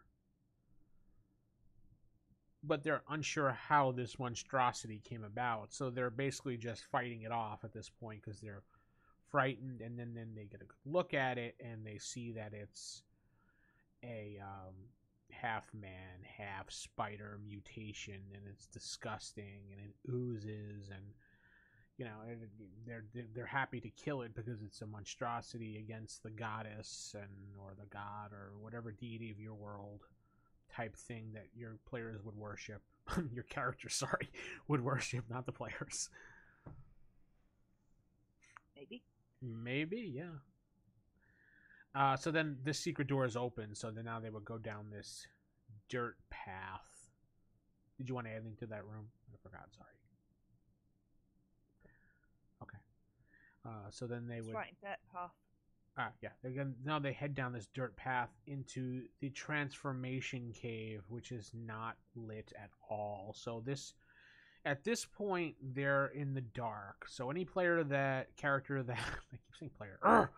Any character that can't see in the dark. Any player that can't see. Are you blinding your players at the table? Yes, you're throwing the 4-sided dice into their eyes. And then they can't see. Yes, and they can't see. If the characters could not see in the dark naturally, or they have no ability, or they have no spell, or they have no torch, they are SOL. So hopefully they have a torch, a lantern, or ability to see in the dark. And I'm thinking at this point, low light, or anything that would use low light to help supplement their vision would not work either, because it's pitch black in here. Anything from this point on is pitch black, because spiders don't really need light to see. I mean, if you want to be nice, you could put maybe a candle or something in one of the caves if you want to say your stranger can't see in the dark. But I'm thinking he would be able to. At the most, maybe he's either, like you said, left a couple of candles, or maybe in the corridors he leaves. He has some torches there that he uses occasionally to go past, and then he'll put them out and put them back. Yeah, that works. Whatever you decide you want your stranger to need. I'm thinking my stranger is probably well wrapped up in the whole I'm getting power from the Spider Queen goddess, so I already have the ability to be like a spider. I'm slow. We already said that he can walk on the walls and the ceilings, so I'm thinking he's slowly becoming a spider himself, which also just gave me a great idea that this is a double-edged sword for him, which he doesn't realize. The Spider Queen is an evil bitch, and while he thinks he's gaining power, he's actually losing his identity and becoming... Which is actually bad. So in the transformation room, what do you reckon they're going to... So, in this room, I'm seeing like various pods, spider web pods of like people. You can obviously see the people in them, but they are fully enwrapped in these weird webbings. They're not normal spider webbings. They're just giant, like, they're thicker than normal. I'm going to say that. And it's going to be, I'm going to say definitely a DC of 15 or 16 strength to break them out, because it's not going to be simple. Obviously, if you have a bladed sword or a dagger or something, it would be a lot easier, but to rip them open would be very difficult. Sword, dagger, a few, maybe like 5 minutes to fully get someone out of there. But at this point, the people that are in there are alive, but they're not conscious, and they've had all the blood probably pulled out of them. I would say maybe a couple of them are completely knocked out from the spider venom, that they're unconscious in there and they're waiting to be drained by the spiders. And this is probably where a spider from the feeding caves would probably come crawling his way in. Maybe there's a designated spider that does the transformation, kind of like in the. I don't really know the spider structure. I know like the ant structure. You know how they always have the queen, and then they have the ones that guard the queen, and then they have like I guess it's the king, so to speak, of the ants that would actually do all like the actual physical dirty work for the spider queen, even though he's like just as much of a slave as everybody else. So this spider would be like the transformation spider. Maybe he goes down there and he's the one that injects them and pulls the blood out of them, and then he goes back and feeds the babies with it or something, or he feeds himself. But basically his job is to drain the bodies and inject them with the spider venom, and that would do the slow transformation, which usually takes place over a couple of days, and they turn into this monstrosity, which I got right there. It's pretty monstrous. Yeah. Yep. So that's that cave. Anything you want to add to that cave? No, and you can, like you said, some of those you can have the people in the webbing in different stages. So maybe they do find a couple of unconscious, not yet drained, not yet injected. Maybe a couple that they release after they find a couple who are okay, have pretty much turned and jump out of the thing and maybe attack them. Depending again if you want another jump scare, how many you've done before, whether you want to kind of balance up the oh, look, you found some innocent victims that you've saved. Oh, and now you're just fighting something. I would also think there might be a couple ready to spring out. Like they're already they're already cooked and ready to pop. Yeah.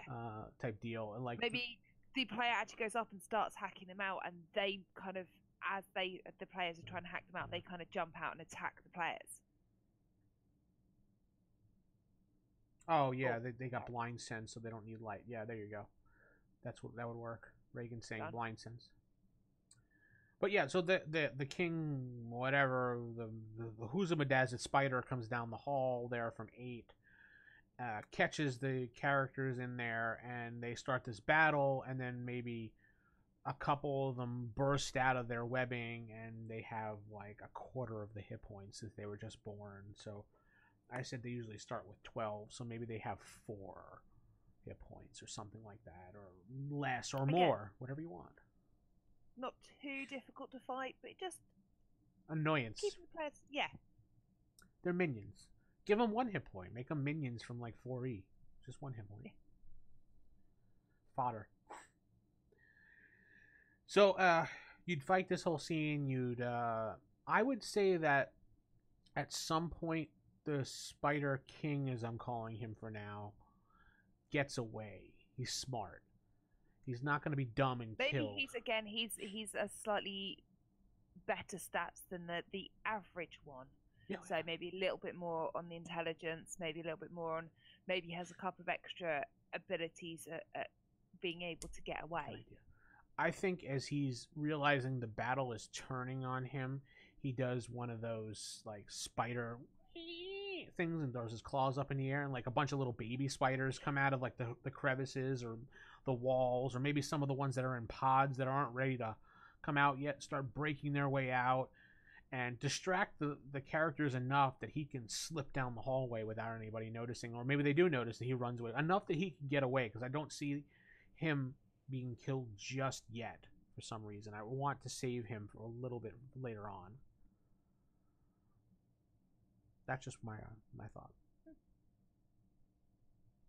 I like the idea that he comes back up again, maybe just before they get to the final. In the final reel of the movie, the spider jumps out. No. He's like, haha, you never killed me. That's right. It's like, the whole Scream thing. I'll be right back. The reason why that came up is because I just attended Texas Horror Con recently, and Matthew Lillard was there. You remember who he is, right? By name or no? Vaguely. He was in the original Scream movie. He's the guy that did I'll Be Right Back, and he also played Shaggy too. So that's why that came up, because he was just on my mind, because I saw him there, and he's actually pretty cool. I actually went up and said hi to him and things like that, and he chatted away. But anyway, So the Spider King goes back down the hallway towards 8. Maybe he goes down there. Oh, in this room also, I also see a whole bunch of loot. Always a bit of loot. By this point, to be fair, if they've got to this point, I think it's only fair. You know, if they've persevered through that many rooms, yeah, I think it's only fair.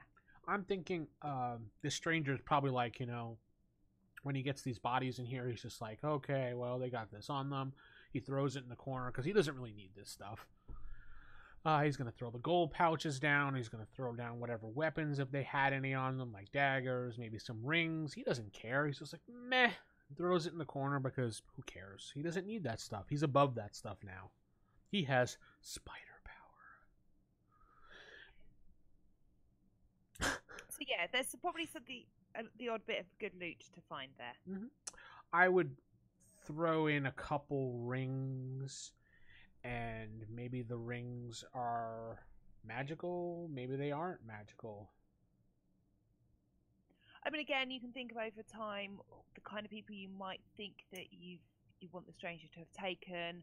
Maybe they have come across a couple of people who have some nice fancy items or some magical items.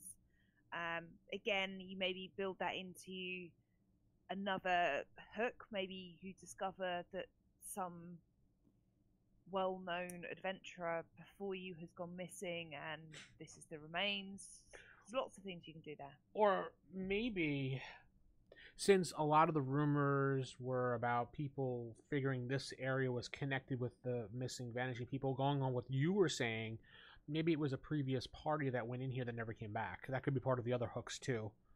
Yep. We've sent people up to the fort to investigate, but no one has ever come back. And then if they do get this far and they do find them, then maybe you can decide, well, what level with that party? Do they have some items? Maybe the new adventurers go away with the old adventurers' magic items. Exactly. Maybe I would see +1 sword in there, you know, some boots of striding, things like that. You know, whatever you want to put in there. I'm not going to tell you what to put in there. Randomly roll, pick from the list, make your own up. I love making up magical items. I mean, I made up a sword here in my book. I can't draw or shit, but Sword of Paralyzation. There's this trident here I was working on. There's my crappy drawing of per trident. But you know what? It's for my view and my reference. And hey, look, I just made everybody look at my crappy drawing of a spider dagger because I shared it on Twitter. So there we go. I have to see that. Where is that? I'm looking on my phone now. I've done it through Pocket Mimic. Oh, it's my spider dagger. Spider dagger. Let's see. I'm an idiot. I'm typing in spider dagger to search. Because I'm a big dummy. You could just go to the Pocket Mimic. It's, I think, the last thing I tweeted. Oh, I like that. That's exactly how I pictured the spider to be on it too, Cat. Good job. It's like I was really paying attention. So I know. It's no worries. It's just amazing, and I retweeted it already. Good. Which means you just actually didn't pay attention when I retweeted it earlier. No, I didn't. You're right. I just tweet things and just, say hi. You just press the retweet button and the like button. Yeah. I don't pay attention to anything, right, Cat? Shut up. So, feeding room, feeding cave. Oh, yeah. Room 8. Get back to my notes here. Yeah, so we're into room number 8 and 9. This is basically going to be just a room, and you could throw in some more treasure in here as far as gold, silver, copper. No items in here, unless you want to move the items from the transformation cave into the feeding caves. It's up to you how you want to place the treasure, but I was just saying, since they got that far, maybe you want to give it to them there, and maybe set up for later on. Maybe, be nice. There is a potion of anti-venom in there. Hey, look at that. That's useful. Yeah, or there's some other sort of things you could decide. A couple of, again, potions. Helpful potions. Maybe they find a healing potion or just some of the other random ones. I am a big fan of the potion of fire breath. So that could be something that was there as well. That'd be good to use too. Wow, yeah. I like that one. Good job. Double thumbs up. Reagan's asking, I mentioned XP for treasure in the beginning. Have I figured out XP worth of magical items yet? Okay, well, that is not easy to explain. Okay, so going back many years here for this one, and this is going to throw us off on a little bit of a tangent if you don't mind waiting for a second, Kat. XP in, like I said, in the older editions, they always gave XP for magical items as far as rings and swords and things like that. There was an XP value. You know how I've said things on After Dark, how when I originally wrote them, they had an XP and a gold value to them, because that's how they did it. Everything had an XP value and a gold value worth for it, and you would give the players those things based on if their character secured them or how long, if they sold it on the black market or whatever, and you would base it off these things. There was never a rhyme or reason to anything that they did, and it was even asked to the original writers, Gary Gygax, Frank Mincer, Tim Kask, Steve Cook, all those original writers, what was the formula for that? And it was just like, whatever we wanted. So there was no formula for those things, and no, I did not figure out how to do it. I just based it off of whatever the hell, because I sat with Frank Mincer and spoken to him, who was the original writer of, you can't see it, but I have the box sets, the original box set sitting over here. Well, I think Kat could see it, the viewers can't. These box sets, original 1980s box sets over here. Sorry, folks. Kat can see it. She gets to enjoy it. Very nice. They're pretty. I've been looking at them all evening. Oh, yeah. When I've not been looking at Vince's lovely face, obviously. Beautiful. Thank you. You're beautiful too, Kat. Anyway, yeah, so there was no rhyme or reason for them, and they never had a formula, and it was asked upon them many times, and Gygax himself, and he basically just said whatever worked. So I did the same thing, whatever worked. I decided the worth value. I've I've made out my own little chart. It's in that part of the room, which I'm not getting up right now to do, but I'll have to get a picture of it. And I kind of base the items off of the properties of it, to how much experience points and how much gold I want to do. And I'm going to try to break that down in a video going forward in the future of XP for value for things. So back onto the map. I spent. Also, I like the comment Reagan made. Potion of anti-venom. Of course, all the baddies collect items that would damage them to get them out of the enemy's hands. Yes. And again, obviously trying to balance up as a DM, handing the player something that's really useful to fight against the final baddie versus why would it be there. So going back to saying that maybe one of the hooks for sending them up here is that another adventuring party went up here. Maybe that adventuring party actually knew that it was spiders, had heard different rumours, or had done different investigation, a different research, and had said they knew it was a spider, and they'd purposely gone out and bought the anti-venom potion and then died, so couldn't use it, so it happens to be there. So if you wanted to justify or come up with a reason why it's there, you could always use the other adventuring party as a route. But you're right, Reagan, otherwise it is just kind of like, hey, we just put this here because it's helpful. Please. Every 80s cartoon, the bad guy always put things in the room where they're helpful. Like you didn't grow up on this, but every G.I. Joe cartoon, whenever Cobra Commander built something, Destro always built in the just in case so the bad guys can blow it up self-destruct button. Because who the hell puts a self-destruct button on everything they do? No, I'm not going to go off on that tangent of 80s cartoons. So, other than items, maybe like we said, some gold or maybe some items in the feeding caves. I would say there's going to be quite a bit of gold in these things. Yeah. The odd spider in there?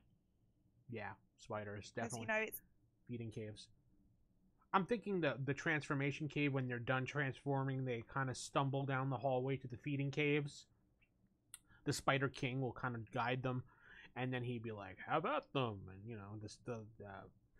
the people will go over and they'd be like, "Nom, nom, nom, nom," and start chewing through whatever's there, and you see some half-eaten people in there, and some blood splattered here and there, and body parts on the ground, and it turns into the whole zombie thing, and then no zombies, kidding. We've already got monstrous spider things. So now the players are going to have to pick their way very carefully through all the blood and gore, because you know that they're going to go into 1, and then they're still going to want to go into room 9. They're going to room 8, and then they'll want to go into room 9 because there might be more loot. And of course, there'll be more treasure. I don't foresee any more magical items. I mean, if you want to be generous and give out some more things, some unidentifiable things at the time, some rings or some necklaces or a shield or something, things that aren't identifiable at the moment, that they can't quickly do a quick rest and attune to it or whatever. I mean, short rest, sorry, and attune to it. If I was going to say, if you're going to be generous and you're going to give them something a bit nicer, what you want to do is have it that, like you said, it's that they can't identify it just now, that it's something that they'll probably have to go away and probably spend some time with to attune to and understand the properties. That's going to be useful later down the line, because right now they're probably okay to deal with this without that item. You don't want them basically finding too much and going in way too tooled up just at the last moment. Yeah, exactly. So let's say they went into room 9 and they find more of the half destroyed people, maybe some of those more spider thingy guy people in there chewing things.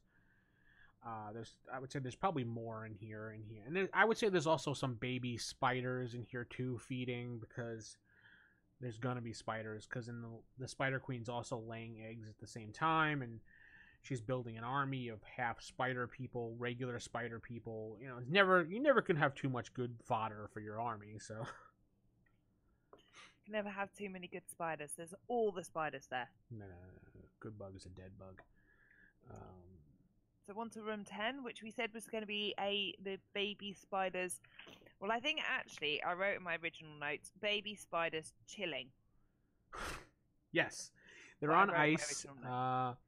They're not actually. They're frozen. They're chilled. No, they're basically more like chillaxing, really. Chillaxing, yeah. They're just chillaxing, a bit of Netflix, you know. Also, they're Netflixing and chilling with each other. Great, cat.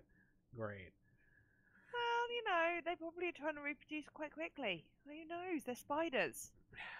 Yeah, they're not rabbits. They're just spiders. Anyway, so this is what I would think would be spiders kind of hiding in the cracks and crevices in the ground. This would kind of be an area where the spiders would rest and sleep. So there's like spider webs everywhere. So movement in this room is going to be probably halved, I'm thinking. It's not going to be easy. It's probably everywhere, the spider webs at this point. That's fair enough. I mean, like you said, there's going to be a ton of baby spiders in here, and I suspect actually, like in the crevices, that they've been made lots of webs, and there's webs everywhere. And you want to not make it too difficult to get through, but just slow the players down a little bit. Yeah, these are all just baby spiders that are sleeping after they were just born, or they're there guarding to alert the queen, things like that. I would say they're 1d4 hit point spiders, if anything, and not that many. I mean, at the most, maybe 10. The most. Roll a d10. There, that's how many they're in there. These are almost the kind of things that actually the players could pretty much just bat out of the way or kick out of the way. It's not going to be hindrance, yeah. Because they're about to get to the final room, so you don't want to put too big a fight right now. It's just annoying. They're going to have to probably waste a bit of time, waste a few rounds, potentially make some noise. Yeah. So it's more kind of like you said, it's that defense. If the queen's going to hear them get through this, probably going to make some noise. It's more just going to irritate the arse out of the players. I'm thinking they would probably be, at this point, they're going to be super cautious before going into this room. So maybe you can make them you can draw out the whole scene and have them quietly try to get through the room without waking the spiders and crossing the webs. So you give them a couple rolls to move silently across the webs without disturbing the spiders. Maybe just for a whole what do they call that, skill check challenge type thing to throw in a little different. Because again, somebody who's got high dex and is really good at stealth is probably going to get through there quite easily, whereas someone in your big clunky full plate armor is probably going to end up standing on a spider. Exactly. So yeah, it's good to do that. So now we're going down the hallway to room 11, which is the final battle room. That hallway is going to be laced with spider webs, which are going to be very difficult to get through. And the whole point of that is to guard the queen. And of course, spiders or the stranger would be able to easily walk through that area because they're spiders. But I could see like someone that's a brute fighter who doesn't give a crap trying to run through it or chop his way through it. And I would do this as a whole tangle, grapple, trap type thing if they just blatantly go through it by chopping. They have to try to find an inventive way, I think, to get through this other than just chop, chop, chop, chop. Maybe use that potion that you have of Breath of Fire, whatever it is. Fire Breath, thank you. Again, because that's one of those things that if they didn't find it, then they can't use it. But if then they're going to have to think of another way. But it's just one of those kind of, it's rewarding them if they've remembered to actually search the rooms earlier. And I would say that a normal torch flame is not going to easily burn this stuff down. It would probably start burning it to the point that it would slowly dwindle away, but doing that, you'd be like, yeah, we need something a little more powerful than this torch. Yeah. So they struggle their way through this, whatever, however you want to handle it. This definitely is going to alert the queen, which is the whole purpose of this. She gets into the ready position, probably hanging out in the dark area of the cave, wherever you want to place her.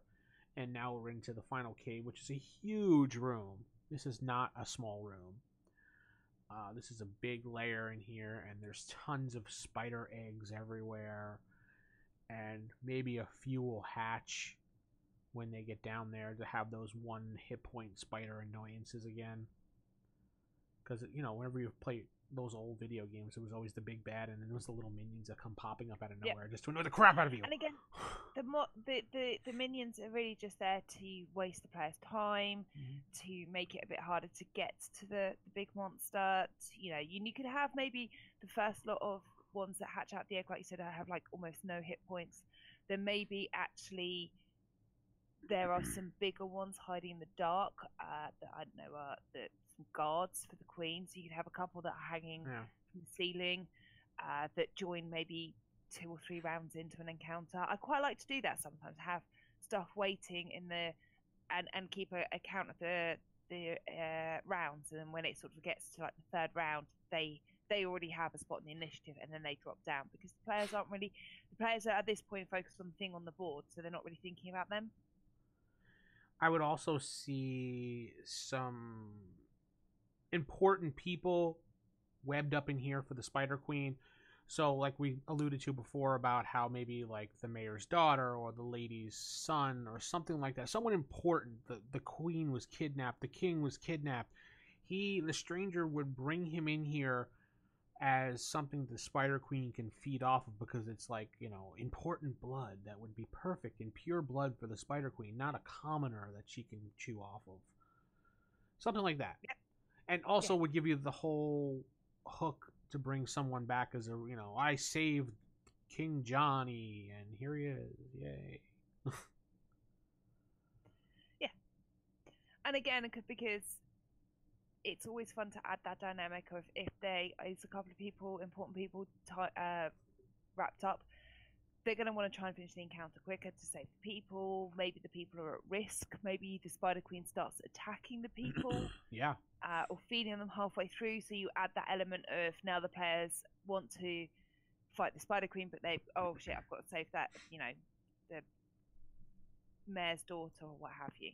Exactly. Split their attention. Yeah. So they don't, because the thing is it's always about giving them another reason why they're not actually going to hit the big monster.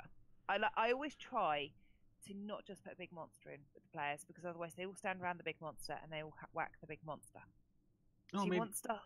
Maybe you can have like the important person and their halfway through the battle, stumble out of the webbing because he finally freed himself, but he's half dead and he's stumbling around. And then maybe one of the other spiders notice him, like, "Hey, food!"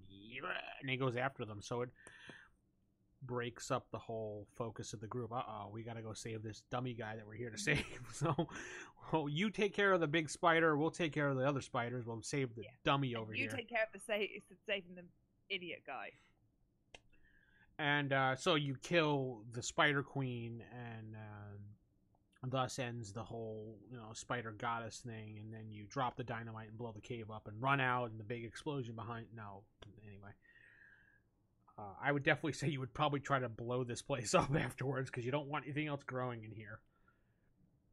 I would cave it in. Just in case it's not dead when we stabbed it, we'll kill it with explosives and more fire just to definitely make sure it's definitely dead. Yeah, and obviously there's loads of, if depending how you want to stat out the Spider Queen, there's plenty of things you can use for the monster manual, so you could base it on some of the stuff for the Underdark, because they've got the ones that are connected to Lolith in the monster manual. So there's plenty of different stats you could use for that, and you could build it on some of the stats for spiders in the monster manual. So I always find it's really good. You go to the monster manual, you sort of see some abilities or stats that you quite like the look of, maybe put them with something else, so you could really have some fun with what you could do with the Spider Queen, what abilities she could have, and using her to climb up on the ceiling and things like that. Cam says, I summon Ice Troll. Okay. It's always a way to get around things. Yeah, there you go. So, yeah, that pretty much would wrap up. You bring the person back to town, or you would, whatever. I would probably, as a character, want to destroy any entrances that are going down into these caves. I would somehow want to burn this place down to the ground somehow, so that there's nothing left. Shoot a fireball down the secret cave, anything to get rid of whatever's here, and then head your way back into town to celebrate a big victory in helping and the go town. And get all the money for saving the people and destroying. And make sure you tell them that you saved them from a big scary spider to get all the money. Yes, and if you had your cell phone, you could take pictures and show them. But there was no such thing as cell phones. No. Magical thing of viewing. Someone quickly sketches it out. Yeah. Anyway, so that is our dungeon, which I've basically nicknamed the Caves of the Spider Goddess Joroguno. Cool, and for everybody's reference, here is the notes we've been writing during the during this stream. Oh wow! Dagger. Look at you. Notes. You told me to write notes, so I apparently wrote a lot of notes. Wow. See? I heart you. And if I might. We might type these up and we might put them out with the map. Maybe. I'll see. If you feel like typing them up, because I cannot read your handwriting, because I can't read anybody's handwriting. I mean, I'm not sure I can read my own handwriting. What we'll say is, I'm not going to make any promises, guys, but I might type them up and I might send them to Vince to add in his notes, and then maybe we'll release it with the map. I mean, the last time I tried to translate your notes, you remember what happened? Yeah. So I sent him a photo before we go, just when we were talking about mapping out and how we both map out dungeons and things like that. I showed him the last one I did, which, because I do mine in interesting colours. So this is the map down here, and it goes on to the next page. And there's lots of notes, but there was one note here that does say, see images from that dream, but apparently Vince thought it said something about wet dreams. I saw that. I'm like, really, Kat? You're showing me a page? That's a little descriptive. But it's just my writing. It was not about wet dreams. It was about the dream. Do we ever play on streams? Do you ever play on stream? No, I don't at all. I mean, Kat was Vince for a while. I was. So I played a season with Encounter. I'm not on this season for Encounter. I may join them for another season later down the line.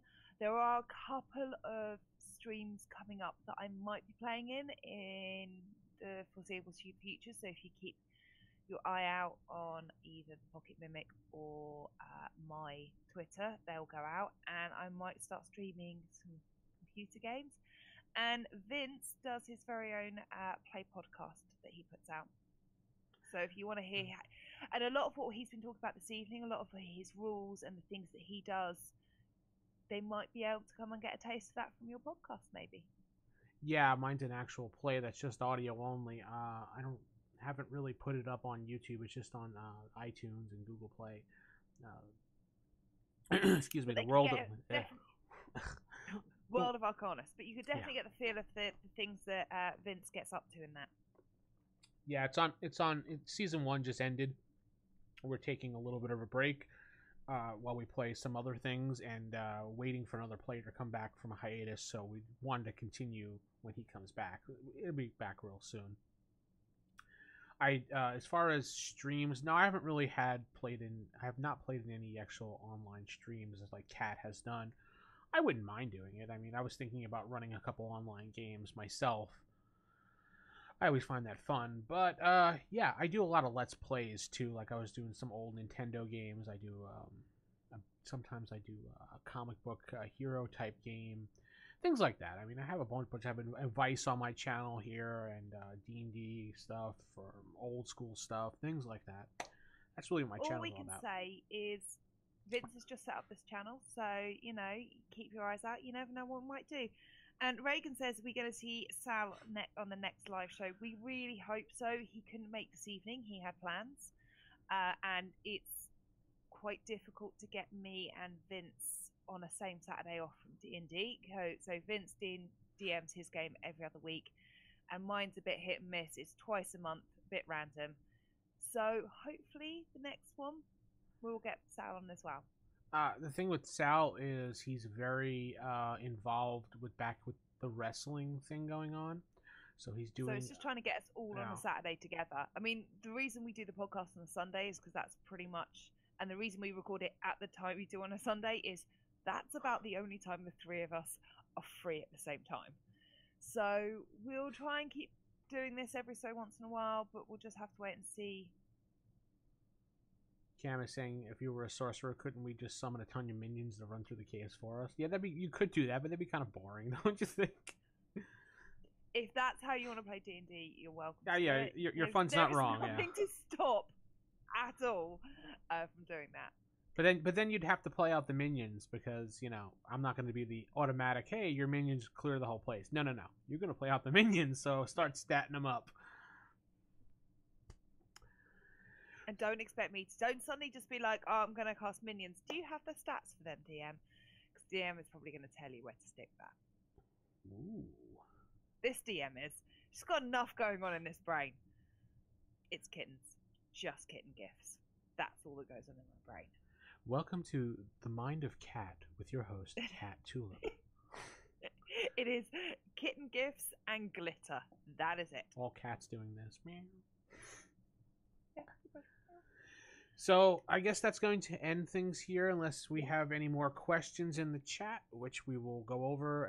Any last words or anything, check us out, pocketmimic.com for our for our audio recorded podcast, which we were going to release twice a month. We actually have a show we're recording tomorrow, which should be out in the afternoon tomorrow. We will have a slight announcement on that show, which we will not say right now because we will do it on the show. But it is I guess we'll call it a change to an update. Yeah, an update, change to things, what we're doing going forward, which will announce a bunch of stuff in this and what we're doing. So, and obviously come and check out, keep an eye on, asking questions about whether we stream or not. We'll come and keep an eye on at Pocket Mimic on Twitter. We will always put out both what we're doing as a show, and we try to share the other things we're doing as individuals. So, Vince's stuff, anything I'm doing. You can come and see my Twitter feed on @CatTulip, or you can go and check out Vince's. The evil DM. Yay. He's not actually evil. Yes, I am. I kill Cat every week. with laughter and love. Yeah. Cam's asking, do we have a way for us to use this place or others that you would create? This one, not yet. Not that. This one we will try and put something out maybe soon. Hopefully. Otherwise, we do have some of our old stuff from the After Dark, which is on the DM's Guild, which is the Pocket Mimic After Dark Compendium, which was the first season of items we created and sort of different things like encounters, items, magic weapons, different things for you to use in your games. Yeah, I think it goes back all the way to like the first or second episode of all the stuff that we created in there. It's free on the DM's Guild. Like Kat said, After Dark Pocket Mimic Compendium. I think it's Zach had drawn it up for us and put it up there. And it's I just looked the other day because someone was asking me for that, so I sent them the link.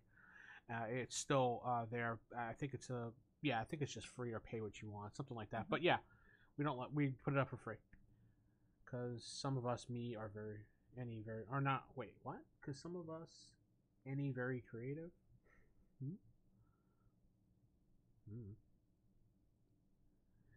I mean, I'm not very creative. I mean, no, not at all. Kat, you're boring. I am terribly boring. Well, on that note, I think because it is now 1:15 in the morning, and Kat has to get up early for a show. No, she doesn't. Yeah, no, I don't. I have to get up early to do the fun grown-up adulting things called housework. So we will say good night to everybody out there. Good night. Bye.